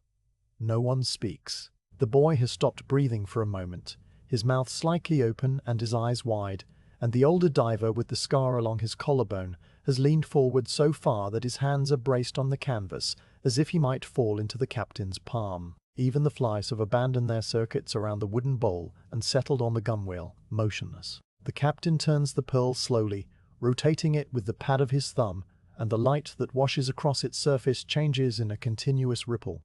The silver giving way to rose, the rose deepening into a warm peach, the peach fading back into the pure luminous white that seems to be its true and essential color. There is no flaw, no dimple or ridge or cloudy spot, none of the tiny imperfections that mark most pearls as the work of a living creature. This pearl could have been carved by a master jewelry from a solid piece of moonlight. If moonlight could be made solid and placed in the palm of a man's hand on a wooden dhow in the Persian Gulf on an ordinary afternoon in the year 1650, the captain examines it from every side, tilting it this way and that, and then he lowers it carefully into a small cup of fresh water that the boy has fetched from the earthenware jar without being asked, as if the pearl required a bath before it could be properly handled by the ordinary air. The pearl rests in the bottom of the cup, magnified slightly by the water, so that its radiance seems larger than its actual size, and a tiny bubble clings to its surface for a moment before detaching and floating up to break at the surface with a sound too small to hear. The captain swirls the water gently with one finger, washing away the last traces of the oyster's interior, and the pearl rolls in a slow circle around the bottom of the cup, catching the light through the water and the clay and throwing it back in a pattern that dances on the captain's chin. He lifts it out again with the same exquisite care, and this time he holds it up for the boy to see, lowering his hand so that the pearl is level with the boy's eyes, and the boy looks at it for a long moment without blinking, his expression one of pure and simple wonder, the kind of wonder that children bring to things they do not yet understand, and do not need to understand, and do not need to understand. The pearl is destined for a Maharaja's necklace far to the east, across the Arabian Sea and over the mountains and along the long winding roads that connect the ports of the Gulf to the courts of the Indian princes. You know this, even though no one has spoken the words aloud, because a pearl of this size and perfection can have only one destination, and the captain's locked wooden box has been waiting for exactly this moment since the season began. The pearl will travel by dhow and by camel and by ox cart, passing through the hands of merchants and inspectors and couriers, each one pausing to hold it up to the light and marvel at its perfection before wrapping it again and passing it along. It will sit eventually in the workshop of a royal jewelry, a man with spectacles and a steady hand, who will drill a tiny hole through its heart with a diamond-tipped needle and string it onto a silk cord alongside rubies from Burma and emeralds from the mines of the Deccan and sapphires from the rivers of Ceylon. It will hang around the neck of a man whose name you will never know, a ruler of a land so distant and different from the Gulf that you cannot picture it clearly, a place of marble palaces and peacocks and gardens where water runs through stone channels in endless cool patterns. The pearl will catch the light of oil lamps and the light of the moon and the light of 1,000 admiring eyes, and none of those who see it will know that it began as a small irritation in the flesh of an oyster clinging to a limestone rock on the floor of the Persian Gulf, found by a diver who held his breath and moved slowly and asked for nothing but the next oyster and the next. You let these thoughts drift through your mind like clouds across the afternoon sky, not holding on to them, not following them to any conclusion, simply watching them pass while the captain finishes his examination of the pearl. He has taken a piece of soft, undyed linen from a small pouch at his waist, a scrap of cloth that has been kept clean and dry for just this purpose, and he lays it flat on his knee and places the pearl in its center with the same care a mother might use when placing a sleeping infant in a cradle. The linen is pale cream in color, the color of unbleached cotton that has been washed many times in fresh water, and its softness makes a perfect bed for the pearl, cradling it without pressure, holding it without confinement. The captain folds the corners of the linen inward, one corner and then the next and then the next, each fold precise and unhurried, until the pearl is completely wrapped, and only a small square of pale cloth remains visible. He lifts this small bundle and places it into a wooden box that he keeps beside his chest, a box of dark teakwood with brass hinges and a small brass lock, the wood worn smooth by years of handling. The lock clicks shut with a sound that is definitive but soft, a small sound that marks the end of the sorting and the beginning of the pearl's long journey. The divers let out their breath, a collective exhale that no one had noticed they were holding, and the circle relaxes back into its ordinary shapes and movements. The cook picks up the wooden bowl again and carries it below, and the boy goes back to waving the palm frond at the flies, and the older diver with the scar leans back on his hands and looks up at the sky as if checking the time. The captain closes the lid of the box and turns a small brass key in the lock, then tucks the key into the pouch at his waist where the linen had been. He picks up the 2 empty halves of the oyster shell that held the pearl, turns them over once in his hands, and then tosses them over the side of the dhow where they land with a soft paired splash and sink slowly down through the turquoise water, returning to the seabed that was their home, their purpose fulfilled, and their treasure delivered. You lean back from the canvas and let your shoulders drop, not because you were tense, but because your body has been holding itself in a posture of quiet attention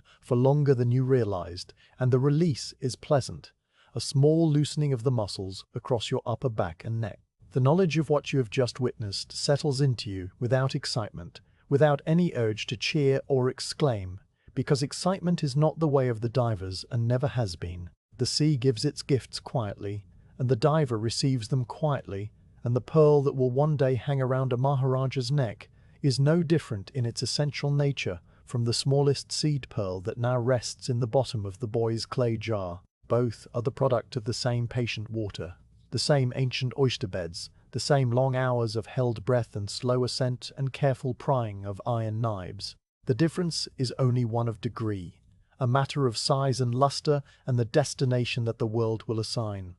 And these are things that belong to the world above, not to the quiet community of the Dhow. The afternoon continues its slow descent toward evening, and the sun has now touched the rim of the horizon, spilling a wash of gold and tangerine across the western sky that reflects off the calm water in a path of broken light that runs from the boat to the edge of the world. The air has cooled slightly, losing the heavy warmth of midday and taking on the first suggestion of the night that will soon arrive, and a small breeze stirs from the west, just enough to lift the loose threads on your cloth and carry away the last of the briny scent from the open shells. The crew begins to move about the deck with the slow purpose of men who are preparing for evening, coiling ropes that were loosened, securing baskets that will not be needed again until tomorrow, washing their hands and faces with scoops of seawater drawn up in a wooden bucket. You rise from the canvas and walk to the gunwale, where you lean your forearms on the warm wood and look out across the water that has held you and fed you and now rocks you gently toward the night. The pearl is in its box. The box is in its place beside the captain, and the captain is sitting with his eyes half closed, one hand resting on the teakwood lid as if to feel the quiet pulse of the treasure within. And you, for your part, are simply breathing, watching the sky change color, waiting for nothing at all. When the sun touches the rim of the horizon, the entire sky softens into shades of gold and tangerine and dusty violet, the colors spreading outward from that single point of contact, like dye seeping through wet cloth. The water receives these colors and holds them, its surface turning from the deep afternoon blue into a shimmering sheet of bronze and rose that moves in slow ripples around the hull. Sea and sky blur into one quiet smear of color at the horizon, the boundary between them losing its sharpness until you cannot say exactly where the water ends and the air begins, only that there is a seamless wash of warm light that stretches from the sun's fading disk to the Dhow's wooden rail and beyond into the darkening east. You have moved from the canvas where the oysters were sorted and have settled yourself on the open deck near the bow, sitting with your legs crossed and your palms resting loosely on your thighs, your spine straight but not rigid, your head balanced lightly on your neck. The wood beneath you still holds the warmth of the afternoon sun, a deep and patient heat that seeps upward through the planks and into your body, loosening the last small tensions in your hips and lower back. The cloth you wore during the dive has dried completely now, its salt-stiffened folds softened by the warmth of your skin, and it drapes across your shoulders with the comfort of something old and familiar. The colors in the sky deepen by slow degrees, the gold at the horizon intensifying into a rich amber that graduates upward into tangerine and then into a soft coral pink that fades into the pale lavender of the upper air. A few thin clouds, high and streaked, catch the last direct rays of the sun and blaze for a short while in brilliant orange and magenta, their edges sharp with light, before the sun sinks lower and the colors begin to mute into gentler tones. The water follows every change. its surface a faithful mirror that takes the coral and the amber and the violet and softens them into pastels, the reflection trembling slightly with the passage of the swells so that the whole sea seems to be breathing the colors in and out.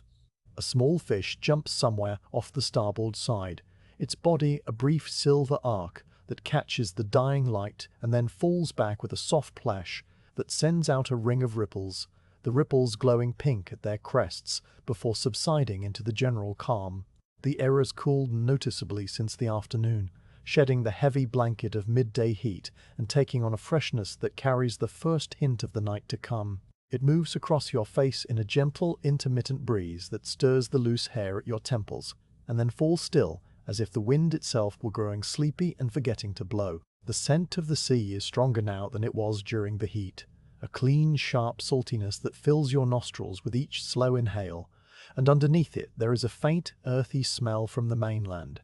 a smell of dust and dry grass and something subtly sweet that might be date palms or might be only the memory of date palms carried on the cooling air. A bird, a small dark shape against the luminous sky, flies low across the water with quick wing beats, heading west toward the last of the light, and then it is gone, swallowed by the gathering dusk. You sit with your eyes half closed, not looking at anything in particular, but letting the whole panorama of the sunset wash over you without focusing on any one part of it, the colors and the movements and the soft sounds, all merging into a single quiet sensation that seems to exist inside you as much as outside. Your breathing has slowed without your intention, the deep, even rhythm of the afternoon deepening further into something even calmer, each inhale drawing in the cool, clean air, and each exhale releasing a small warmth that mingles with the cooling evening. The rise and fall of your chest is so subtle now that you barely notice it,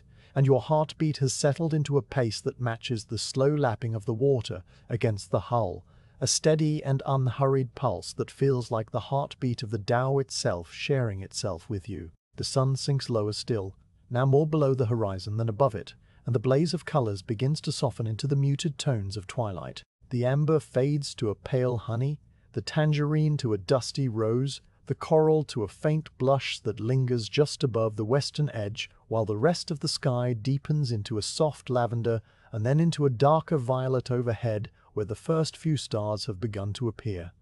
Tiny pinpricks of silver scattered across the dome of the sky like grains of salt on dark cloth. The water loses its bronze shimmer and turns to a deep slate blue, then to a charcoal grey, the colors of the reflection darkening in step with the sky above, and the horizon line returns as a faint dark seam that separates the two halves of the world. A slight chill enters the breeze now, a coolness that makes the skin on your forearms prickle faintly, and you pull the cloth a little close around your shoulders without thinking about it,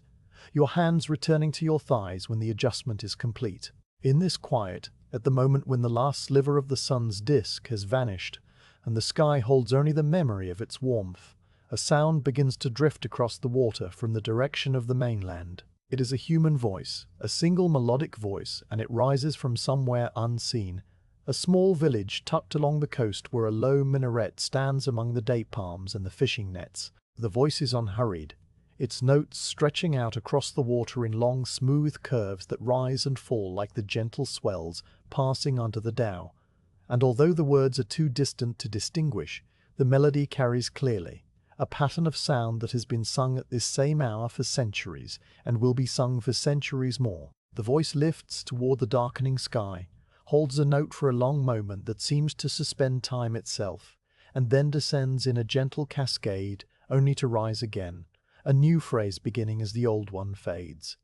You do not rise or kneel or change your posture in any way. You simply remain seated with your legs crossed and your palms resting on your thighs, your eyes now fully closed, and you let the sound wash over you without clinging to it, without trying to understand the words or follow the melody, without attaching any thought or judgment to the experience. The voice is simply there, a presence in the evening air like the coolness of the breeze or the faint smell of the land, and you receive it as you have received everything else on this day, with quiet attention, without resistance, without demand. The sound seems to come from everywhere and nowhere, the water carrying it so faithfully that it might be originating from the sea itself, a voice rising out of the depths to mark the passage of the light into the dark. The call continues for several minutes, the phrases weaving together into a long and seamless song that fills the space between the Dhow and the distant shore. And as you listen, your breathing deepens even further, your chest rising and falling with a slowness that feels almost like the breathing of sleep. The sound does not pull you out of your stillness, but rather sinks you deeper into it, each note a gentle weight that presses you more firmly into the deck, into the warm wood, into the quiet center of your own body. Your eyelids have grown heavy, so heavy that you could not open them now even if you wanted to, and the muscles of your face have relaxed completely, your jaw hanging slightly loose, your brow smooth and untroubled. Your hands rest on your thighs with the full weight of their own small gravity, the palms slightly cupped, the fingers gently curled, and you feel the faint pulse of blood moving through your wrists as a distant and comforting rhythm. The last warmth of the day lingers on your skin even as the air cools around you, a memory of the sun that the wood of the deck still radiates upward and that your own body still holds from the long hours on the surface.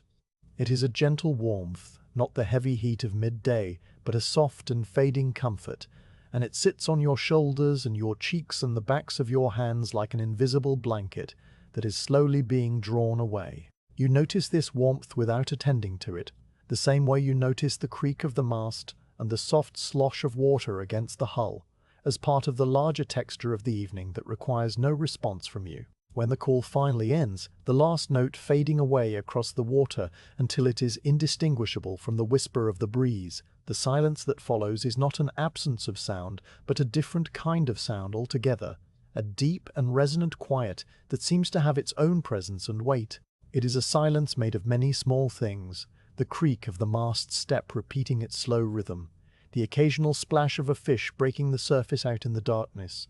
the faint rustle of the furled sail as the breeze nudges it against the yard, the distant murmur of the cook's voice from the galley below saying something to the boy's lighter voice answering. These sounds do not disturb the silence, but rather define it, giving it shape and texture, the way the first stars give shape to the night sky by marking the spaces between them. You remain still, neither asleep nor fully awake, suspended in the dusk that is no longer day and not yet night. Your mind has grown so quiet that thoughts themselves have become thin and transparent,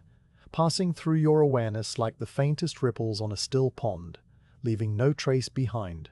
A memory of the pearl's luster rises briefly, a flash of silver and rose, and then subsides. An image of the seabed, the oyster clusters and the pale sand and the watching fish drifts across the inner screen of your closed eyes and then fades into the dark. Your breathing continues, deep and slow, and you follow it without following it, aware of each inhale and exhale, but not clinging to the awareness, letting it come and go like the sound of the waves. The Dhow rocks you in its ancient rhythm, the motion so gentle and regular that it has become indistinguishable from your own stillness. You could not say whether the boat is moving or you are moving, or neither of you is moving at all, only that there is a slow and continuous rocking that cradles you in its steady arms and asks nothing in return. The mast traces its invisible arc against the darkening sky, the top of it swaying from one faint star to another and back again.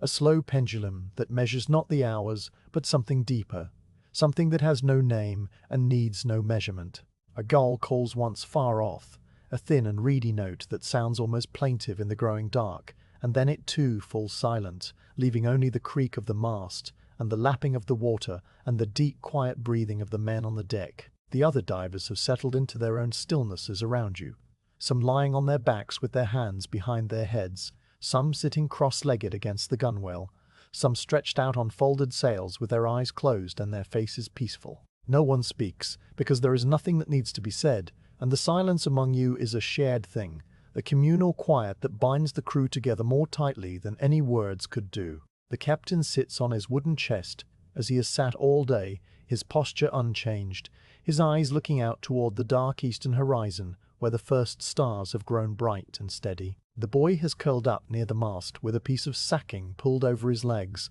and his breathing has already taken on the deeper rhythm of a child drifting towards sleep. The cook has finished his work below, and has come up to sit on the companionway ladder, a dark shape against the faint glow of the galley lamp, and he chews slowly on a piece of dried date while staring out at the water with the calm and distant gaze of a man whose thoughts are far away and perfectly at rest. The dusk deepens by gradual degrees into full night, the last vestiges of color draining from the western sky until only a faint smudge of deep violet remains above the horizon. And then even that is gone, absorbed into the general darkness. The stars multiply by the minute, filling the great dome overhead with such density that the sky seems almost crowded. A vast city of lights burning in the infinite quiet. A planet hangs low in the west, brighter than any star, its light steady and golden, and it casts a faint wavering path across the water that stretches from the horizon to the now's hull, a path of pale light that moves with the swells and seems to invite you to walk upon it. You open your eyes for a moment and look at this planet, this small, bright wanderer, and then your eyes close again without any decision on your part. The weight of your lids, too heavy to resist. Your breathing has now become so deep and regular that it feels almost like the breathing of the sea itself, a slow inhale that draws the cool night air into your lungs and the long exhale that releases it back into the world, slightly warmed, slightly changed. The everyday hiftus your nostrils is clean and cold and tastes faintly of salt and the distant land, and you feel it moving through you as though you were a hollow reed, a channel through which the evening flows on its way from the sky to the sea. Your body has grown so still that you can feel the tiny movements within it that are usually hidden, the gentle throb of your pulse in your temples, the subtle expansion and contraction of your ribs with each breath,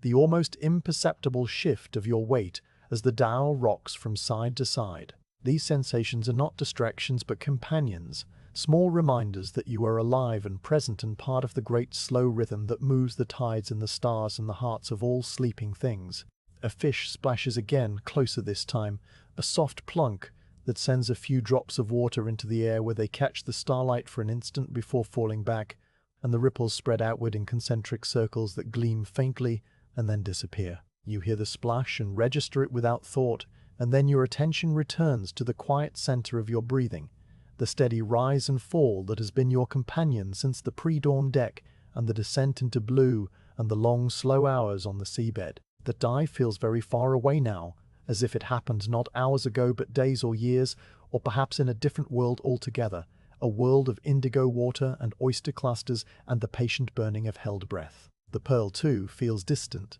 a small luminous thing locked in its teak wood box, already beginning its imagined journey across the sea to the Maharaja's court, already separating itself from the rough hands and the canvas deck and the quiet circle of divers who witnessed its birth. None of that matters now. In the dusk, in the stillness, in the deep and peaceful pause between the setting of the sun and the full arrival of the night, you let your chin drop slightly toward your chest, your neck relaxing until your head is balanced on the very top of your spine, and your hands on your thighs grow heavier still, pressing down with the full weight of your arms and shoulders. The deck beneath you continues its slow rocking. The mast creaks its familiar note. The water laps against the hull with a sound like a mother hushing a child, and the distant memory of the call to prayer still echoes somewhere in the back of your mind,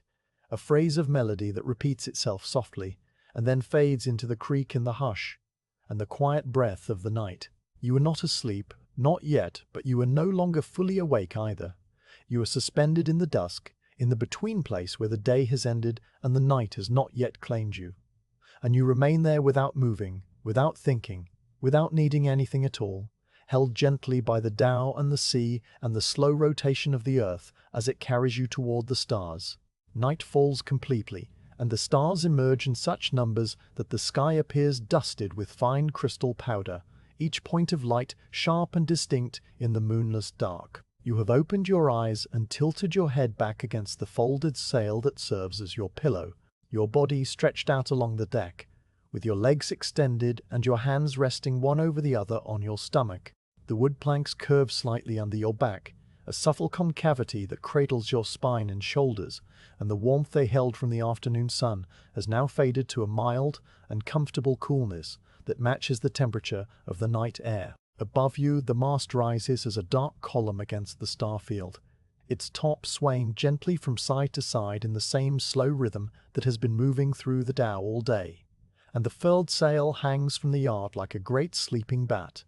its canvas folds barely visible against the deeper darkness of the sky. The stars are so many that the familiar constellations are hard to pick out at first, their patterns lost in the overwhelming scatter of lesser lights that fill every gap and crevice of the heavens. But as your eyes adjust and your breathing steadies, the brighter stars begin to separate themselves from the general field, and you find the shapes your father taught you when you were a boy, the same shapes his father taught him, the shapes that every diver knows and uses to read the sea at night. The North Star hangs where it always hangs, steady and true, a pale golden point that does not move while all the other stars circle slowly around it in their silent procession. You find it by tracing the line of the two pointer stars upward from the dipper's bowl, a small mental gesture, so automatic that you do not think about it, your eyes simply arriving at the star without any conscious navigation. Below it, the rest of the sky slowly turns, the great wheel of the heavens rotating around that fixed point,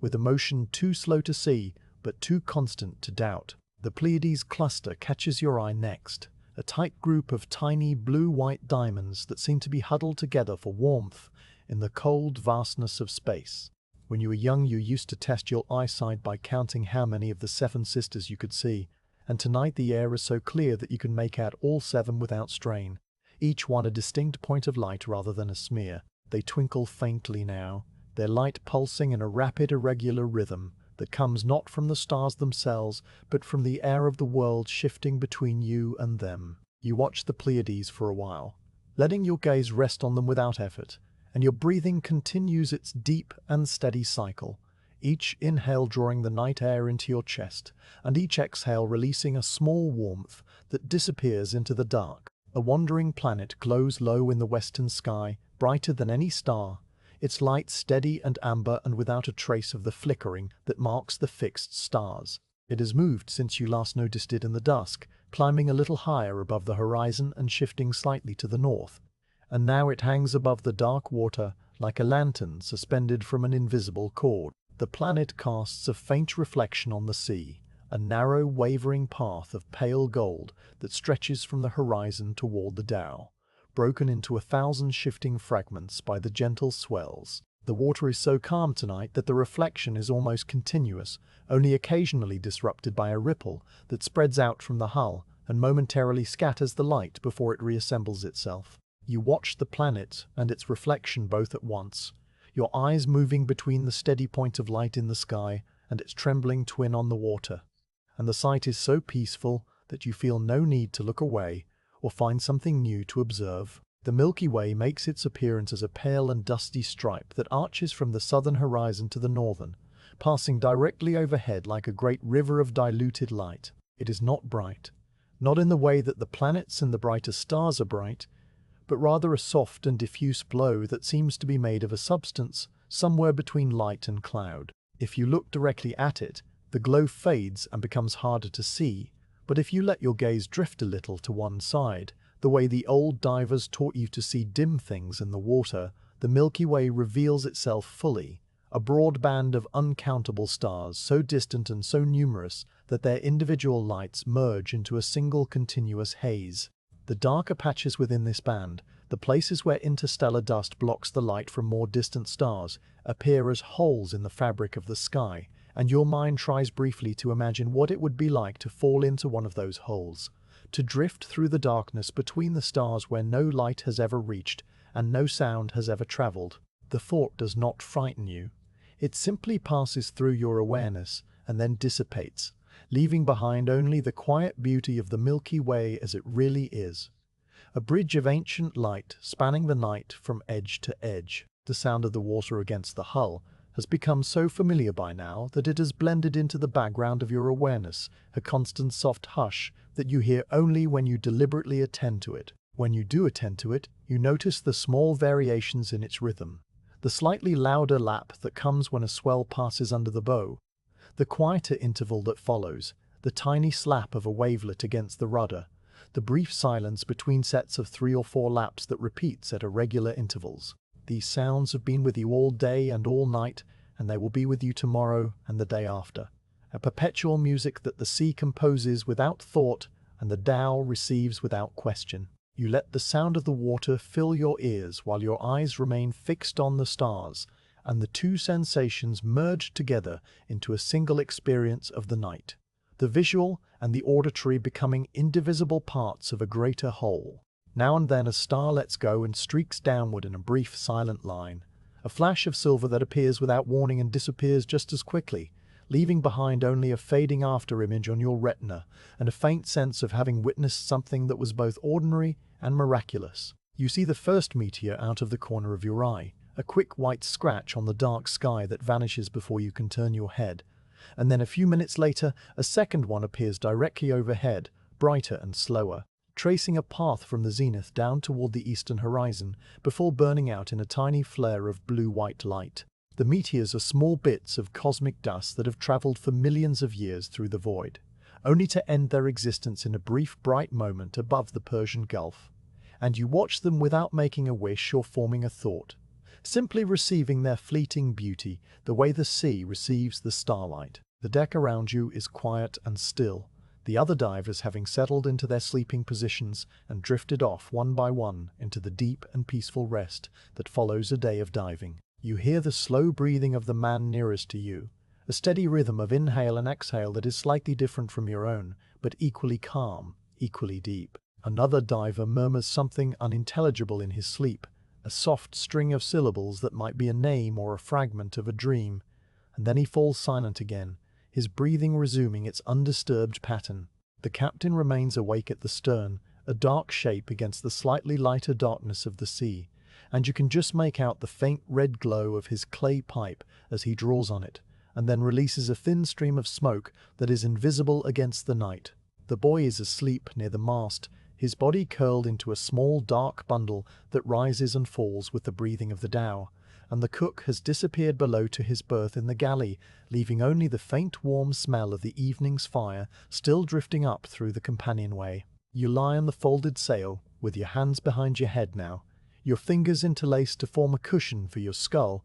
and you let your gaze wander freely across the sky without any attempt to name or catalogue what you see. The constellations that you know so well drift in and out of your attention like old friends at a gathering, each one recognized and then released as your eyes move on to the next. Orion has not yet risen. He will appear later in the small hours before dawn, striding up from the east with his belt of 3 bright stars and his sword hanging down. The sword that on a clear night like this reveals the faint fuzziness of the great nebula where new stars are being born. For now, the eastern sky is dominated by the bright stars of another constellation, one whose name you know in your own language and which the Arab navigators call by a different name, a pattern that marks the position of the rising moon at certain seasons and guides the Dhows on their long journeys across the open sea. The star at its heart is a warm orange giant, a sun that has grown old and swollen, and now shines with a steady ruddy light that is easy to pick out even among the thousands of other stars. The Milky Way continues its slow, imperceptible rotation overhead, the whole galaxy turning like a vast wheel around its center, somewhere far beyond the limits of your vision. You think about how the same Milky Way that arches over the Persian Gulf also arches over the Maharaja's kingdom far to the east, over the marble palaces and the peacock gardens and the jeweller's workshop, where the pearl will eventually find its home. The same stars that you are watching now will shine down on that workshop, and the same planet that glows in the west will rise over the mountains and the rivers, and the long winding roads that connect the sea to the interior. The thought does not fill you with any sense of connection or wonder, so much as with a quiet acceptance, a recognition that the world is large and ancient, and that your small life on this wooden Dhow is part of a pattern that extends far beyond your understanding. The pearl will travel, the stars will turn, the sea will rock the Dhow as it has always done, and your breathing will continue its slow tide until it merges with the breathing of the night. The air has cooled further, dropping into the mild chill that comes in the deep hours before midnight, and you feel the coolness on your cheeks and your bare arms as a pleasant sensation that sharpens the edges of your awareness without disturbing your calm. You pull a light blanket over your legs, a piece of coarse wool that the cook handed you earlier with a wordless nod, and the fabric is scratchy but warm, smelling faintly of sheep and salt, and the cedar chest where it is stored during the hot months. The blanket traps your body heat and creates a small pocket of warmth that spreads slowly upward from your feet to your waist, and you feel your muscles loosening even further in response to the comfort, your legs growing heavy and still beneath the wool. Your breathing adjusts to this new warmth by deepening slightly, each inhale drawing the cool night air into your lungs where it meets the warmth of your body and becomes something in between. Neither hot nor cold, simply present. You notice a satellite, a tiny moving point of light that crosses the sky from west to east, much slower than a meteor and steadier in its brightness. It is not a star or a planet, but something that belongs to a later century. A small machine sent up by human hands to circle the Earth and relay signals or take photographs or simply exist as a testament to human ingenuity. You watch it cross the sky for a minute or two until it fades into the shadow of the Earth and disappears, and then your eyes return to the fixed and eternal stars that have been shining since before there were any eyes to see them, and will continue shining long after every pearl has crumbled to dust. The water laps against the hull with that same patient rhythm, and now a new sound joins it, the low distant call of a night bird from the direction of the mainland, a single repeated note that sounds like a question asked over and over without expectation of an answer. The note carries across the water with perfect clarity, the still air preserving it without distortion, and it seems to come from very far away and very close at the same time, as if the bird were perched on the gunwale but choosing to sing into the distance. The call continues for a few minutes, regular as a pulse, and then it stops as abruptly as it began, leaving the night to the creak of the mast and the hush of the water and the deep quiet breathing of the sleeping men. Your own breathing has now slowed to the point where each inhale and exhale takes many seconds, the air moving through you in a long, gentle stream that feels almost liquid in its smoothness. You have stopped counting the individual breaths and have merged them into a single continuous flow, a river of air that enters and leaves without interruption, and your awareness rides on this river like a small boat drifting with the current. Your eyelids are heavy, but not closed, the stars still visible through the narrow slits of your vision, and the light of the Milky Way fills your eyes with a pale, diffuse glow that seems to come from inside your own head as much as from the sky above. The boundary between your body and the night has grown soft and uncertain, your skin no longer a barrier, but a meeting place where the cool air and the warm blood and the ancient starlight all come together in a single quiet point of presence. The Dhow rocks you in its cradle, the motion as steady and reliable as the heartbeat of the sea, and you feel yourself drifting closer and closer to the edge of sleep without ever quite crossing over. The stars above you blur slightly, their sharp points softening into tiny disks of light, and the Milky Way brightens for a moment as a thin, high cloud passes across it, catching the starlight and diffusing it into a broader and paler glow. The cloud moves on, drifting eastward on a current of air too high to feel, and the Milky Way returns to its usual appearance, a dusty stripe of ancient light that spans the sky from one end to the other. The planet in the west has set now, dipping below the horizon while you were not watching, and its reflection on the water has vanished with it, leaving the sea dark and uniform except for the faint phosphorescence that sometimes sparkles in the bow wave when a slightly larger swell passes under the hull. You see this phosphorescence now, a brief flash of pale blue-green light that glimmers for a second and then fades, and you think vaguely that it is caused by tiny creatures in the water, creatures so small that you could hold thousands of them in your palm and never know they were there, except when they choose to glow. Your thoughts have become so thin and transparent by now that they hardly qualify as thoughts at all, more like the shadows of thoughts, the faint impressions left behind when a mind has grown still and quiet. An image of the pearl rises briefly, the perfect sphere of captured moonlight nestled in its linen wrapping inside the teakwood box, and then the image dissolves into the general brightness of the stars, a memory of the seabed, the pale sand and the dark oyster clusters, and the small brown fish with the watchful eyes, drifts across your awareness like a wisp of fog and then evaporates. The face of the captain, the boy, the cook, the diver with the scar along his collarbone, all appear and fade in a slow procession that requires nothing from you, neither recognition nor farewell. Even the sensation of your own breathing has become so subtle that you are no longer sure whether you are breathing or the night is breathing, and you are simply part of its rhythm, a small and temporary eddy in the great tide of air that moves across the Gulf and around the world. The stars continue their slow rotation overhead, the constellations climbing from the east and descending in the west with a motion that is too slow to see, but too constant to doubt,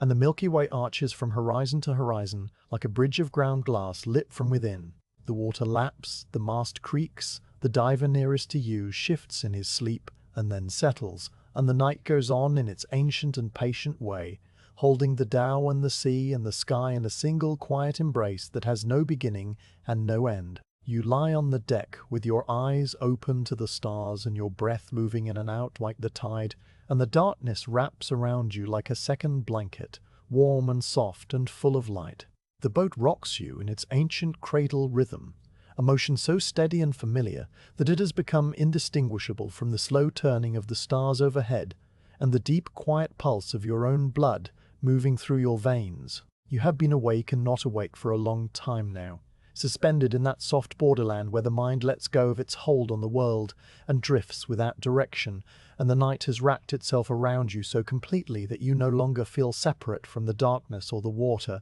or the wooden deck that bears your weight. Your body has grown heavy and loose, your limbs pressing into the folded sail with the full gravity of deep rest. Your head turned slightly to one side, so that your cheek rests against the coarse fabric that smells of salt and old sunshine, and the faint, distant memory of the dust that blew off the mainland many weeks ago. The blanket the cook gave you has slipped down to your waist, but the night air is mild and still, and you do not pull it back up, letting the coolness touch your arms and your chest and your throat, where the pulse beats slowly and evenly, just beneath the skin. The stars that you watched for so long have begun to fade from your awareness, not because they have dimmed or set, but because your eyes have finally closed, and the inner darkness behind your lids has replaced the outer darkness of the sky. The last thing you saw before your eyelids fell was the Milky Way stretching from horizon to horizon like a road of crushed pearl,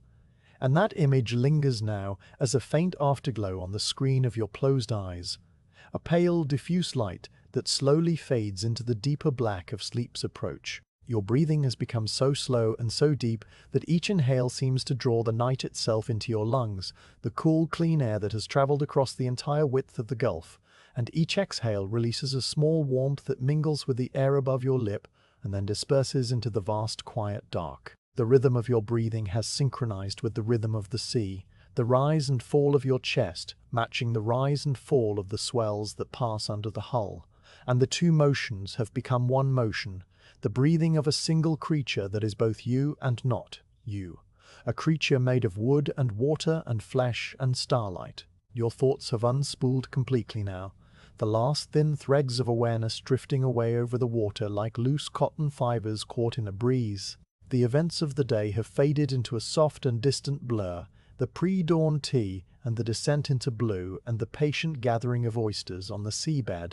all merging together into a single continuous impression that has no sharp edges and no distinct moments. The pearl that sat in the captain's palm and glowed with its captured moonlight has become a memory so faint that it barely registers, a tiny point of brightness in the general wash of the day's experience, and even the faces of your fellow divers, the captain and the boy and the cook and the man with the scar along his collarbone, have softened into gentle presences that ask nothing of you and require no response. Everything that happened today is now complete, finished, sealed like the teakwood box that holds the pearl, and there is nothing left to do, and nowhere left to go, and nothing left to think about except the slow and pleasant drift towards sleep. The deck beneath you has warmed slightly from the heat of your body, the wood absorbing your warmth and returning it as a mild and comfortable glow that seeps into your back and your shoulders and the backs of your thighs. You feel the grain of the planks through the thin fabric of the folded sail, each ridge and hollow a subtle texture that your nerves register without bringing to your attention, and the slight curve of the deck where it rises toward the bow fits the natural curve of your spine so perfectly that it might have been shaped for this exact purpose, to cradle a sleeping diver on a calm night in the middle of the Persian Gulf. The mast creaks its familiar note above you, a low soft sound that comes at long intervals, and each time it creaks you sink a little deeper into the deck, a little closer to the boundary where waking ends and sleep begins. The sound is no longer a sound that you hear, but a sound that you feel, a vibration that travels through the wood and into your bones and hums there with a frequency that says, rest, rest, rest. The water against the hull continues its endless quiet conversation, a soft hush and lap that has been going on since the Dhow was first launched, and will continue long after the Dhow has returned to the elements from which it was made. The sound is so constant and so gentle that it has ceased to be a sound at all, and has become instead a kind of silence, a background of perfect stillness against which the smaller sounds of the night appear and disappear. A fish splashes somewhere out in the darkness, a single soft plunk that sends out a ring of ripples you cannot see, and then the silence returns, deeper than before. The night bird that was calling from the mainland has fallen quiet, its question answered or forgotten, and the only remaining voices are the creak of the mast, and the lapping of the water, and the faint, rhythmic sigh of the other divers breathing in their sleep around you. You are aware of the men sleeping near you in the same way that you are aware of the mast, and the water, and the stars behind your closed eyelids, as presences rather than as distinct individuals. The diver to your left breathes with a slight whistle on the exhale, a thin, reedy note that comes and goes with each breath, and the diver to your right occasionally shifts his arm or his leg, the small rustle of cloth against cloth marking his movement before he settles again into stillness. The captain still sits at the stern, his pipe extinguished now, his hands folded in his lap, and you know without looking that his eyes are still open, and that he is watching the horizon with the same calm and patient attention he has given it all day and all night. The boy is curled near the mast, his breathing the deepest of all, the untroubled sleep of a child who has worked hard and eaten well and has no burdens to carry into the night. The cook is below in his narrow berth, dreaming perhaps of the markets he will visit when the Dhow returns to port, the baskets of dates and the jars of oil and the fresh bread that comes out of the clay ovens, still steaming. All of these presences surround you like a loose net, holding you gently in place while you drift, and the feeling is one of complete and perfect safety. A safety so deep that you do not even notice it because there is no danger to contrast it against. The scent of the night air has changed subtly in the hours since sunset, the sharp saltiness of the day giving way to a softer and more complex fragrance that includes the cool, clean smell of the open water and the faint earthy smell of the distant land and the lingering trace of the wood smoke from the galley stove that has now completely cooled. The air moves across your face in a gentle, intermittent breeze that is just strong enough to stir the fine hairs on your forehead and then falls still, as if the wind itself were breathing in a slow and sleepy rhythm that matches your own. You feel the breeze come and go without attaching any thought to it, your skin simply registering the change in temperature and then returning to its calm equilibrium, and each time the breeze falls still, you sink a little deeper into the fold of the sail and a little closer to the edge of sleep. The Pearl rests in its teakwood box beside the captain's chest, wrapped in its square of undyed linen, and somewhere in the depths of your fading awareness you know that it is there, and that it is beautiful, and that it will travel far across the sea to a place you will never see. But the thought is no more than a faint shimmer on the surface of your mind, a tiny ripple that spreads out and disappears almost as soon as it forms. The Pearl does not need you to think about it. It will be what it is and go where it goes without any help from you, and that knowledge is a release, a letting go of the last small responsibility that your waking mind was holding on to. You release it now, gently and without regret, and your attention returns to the simple facts of your body resting on the deck and your breath moving in and out, and the deep and pleasant heaviness that has settled into every part of you from the crown of your head to the soles of your feet. Your hands have grown so relaxed that your fingers have uncurled completely, the palms lying open toward the sky in a posture of quiet receptivity that asks for nothing and expects nothing. The pulse in your wrists beats slowly against the fabric of the sail, a steady and unhurried throb that you feel as a distant comfort, the body's quiet assurance that all is well and that it will continue to beat through the night and into the morning without any need for your attention. Your jaw has loosened, your lips parted slightly, and the air moves in and out through your nostrils and your mouth both at once, a gentle dual stream that makes no sound and requires no effort. Your eyes are still and soft behind their closed lids, the muscles around them completely at rest, and the darkness inside your head is warm and deep and inviting. A darkness that has nothing to do with absence of light and everything to do with the presence of peace. The Dhow continues its slow rocking, lifting at the bow and dipping at the stern, and then reversing the motion in a cycle that has no beginning and no end. And you are carried along in this cycle, like a child carried in a parent's arms, moving without effort, resting without interruption. The mast traces its invisible arc against the sky, a slow pendulum that marks not the minutes or the hours, but the deep and ancient rhythm of the sea itself. A rhythm that was old before the first diver ever held his breath, and will be young long after the last pearl has been gathered and strung and worn and lost and found again. You are part of that rhythm now, your breathing and your heartbeat and your slow drift towards sleep, all woven into the larger pattern that includes the stars and the water and the wind and the dark shape of the Dhow floating on the vast and tranquil gulf. The night grows deeper around you, the stars climbing to their highest point and then beginning their long, slow descent toward the western horizon. Though you do not see this because your eyes are closed and your awareness has withdrawn from the outer world almost completely. The Milky Way continues to burn overhead, a river of ancient light that has been shining for billions of years. But you do not need to see it to know that it is there, that it has always been there, that it will always be there. The planet that said hours ago has now traveled far below the horizon and is shining on other waters, other boats, other sleepers drifting toward their own quiet rests, and the meteor that streaked across the sky earlier in the evening has become a tiny particle of dust settling slowly through the upper atmosphere. Its brief, bright life complete. Everything is as it should be, everything is in its place, and there is nothing that needs to be done, or said, or thought, or felt. Your breathing has become so subtle now that it is barely a movement at all, just the smallest rise and fall of your chest, the quietest whisper of air passing through your nostrils. The pause between exhale and inhale has lengthened, a little pocket of perfect stillness that opens after each breath and holds you suspended for a moment before the next breath begins. And in those pauses you are not breathing and not breathing, simply resting in a state that is neither one thing nor the other. The pauses grow longer and the breaths grow softer, and the boundary between the two states blurs until you cannot tell where the breathing ends and the resting begins, where the body stops and the night starts, where the self falls away and something larger and older and more peaceful takes its place. The last thing you are aware of, before even that awareness dissolves into the warm and quiet dark,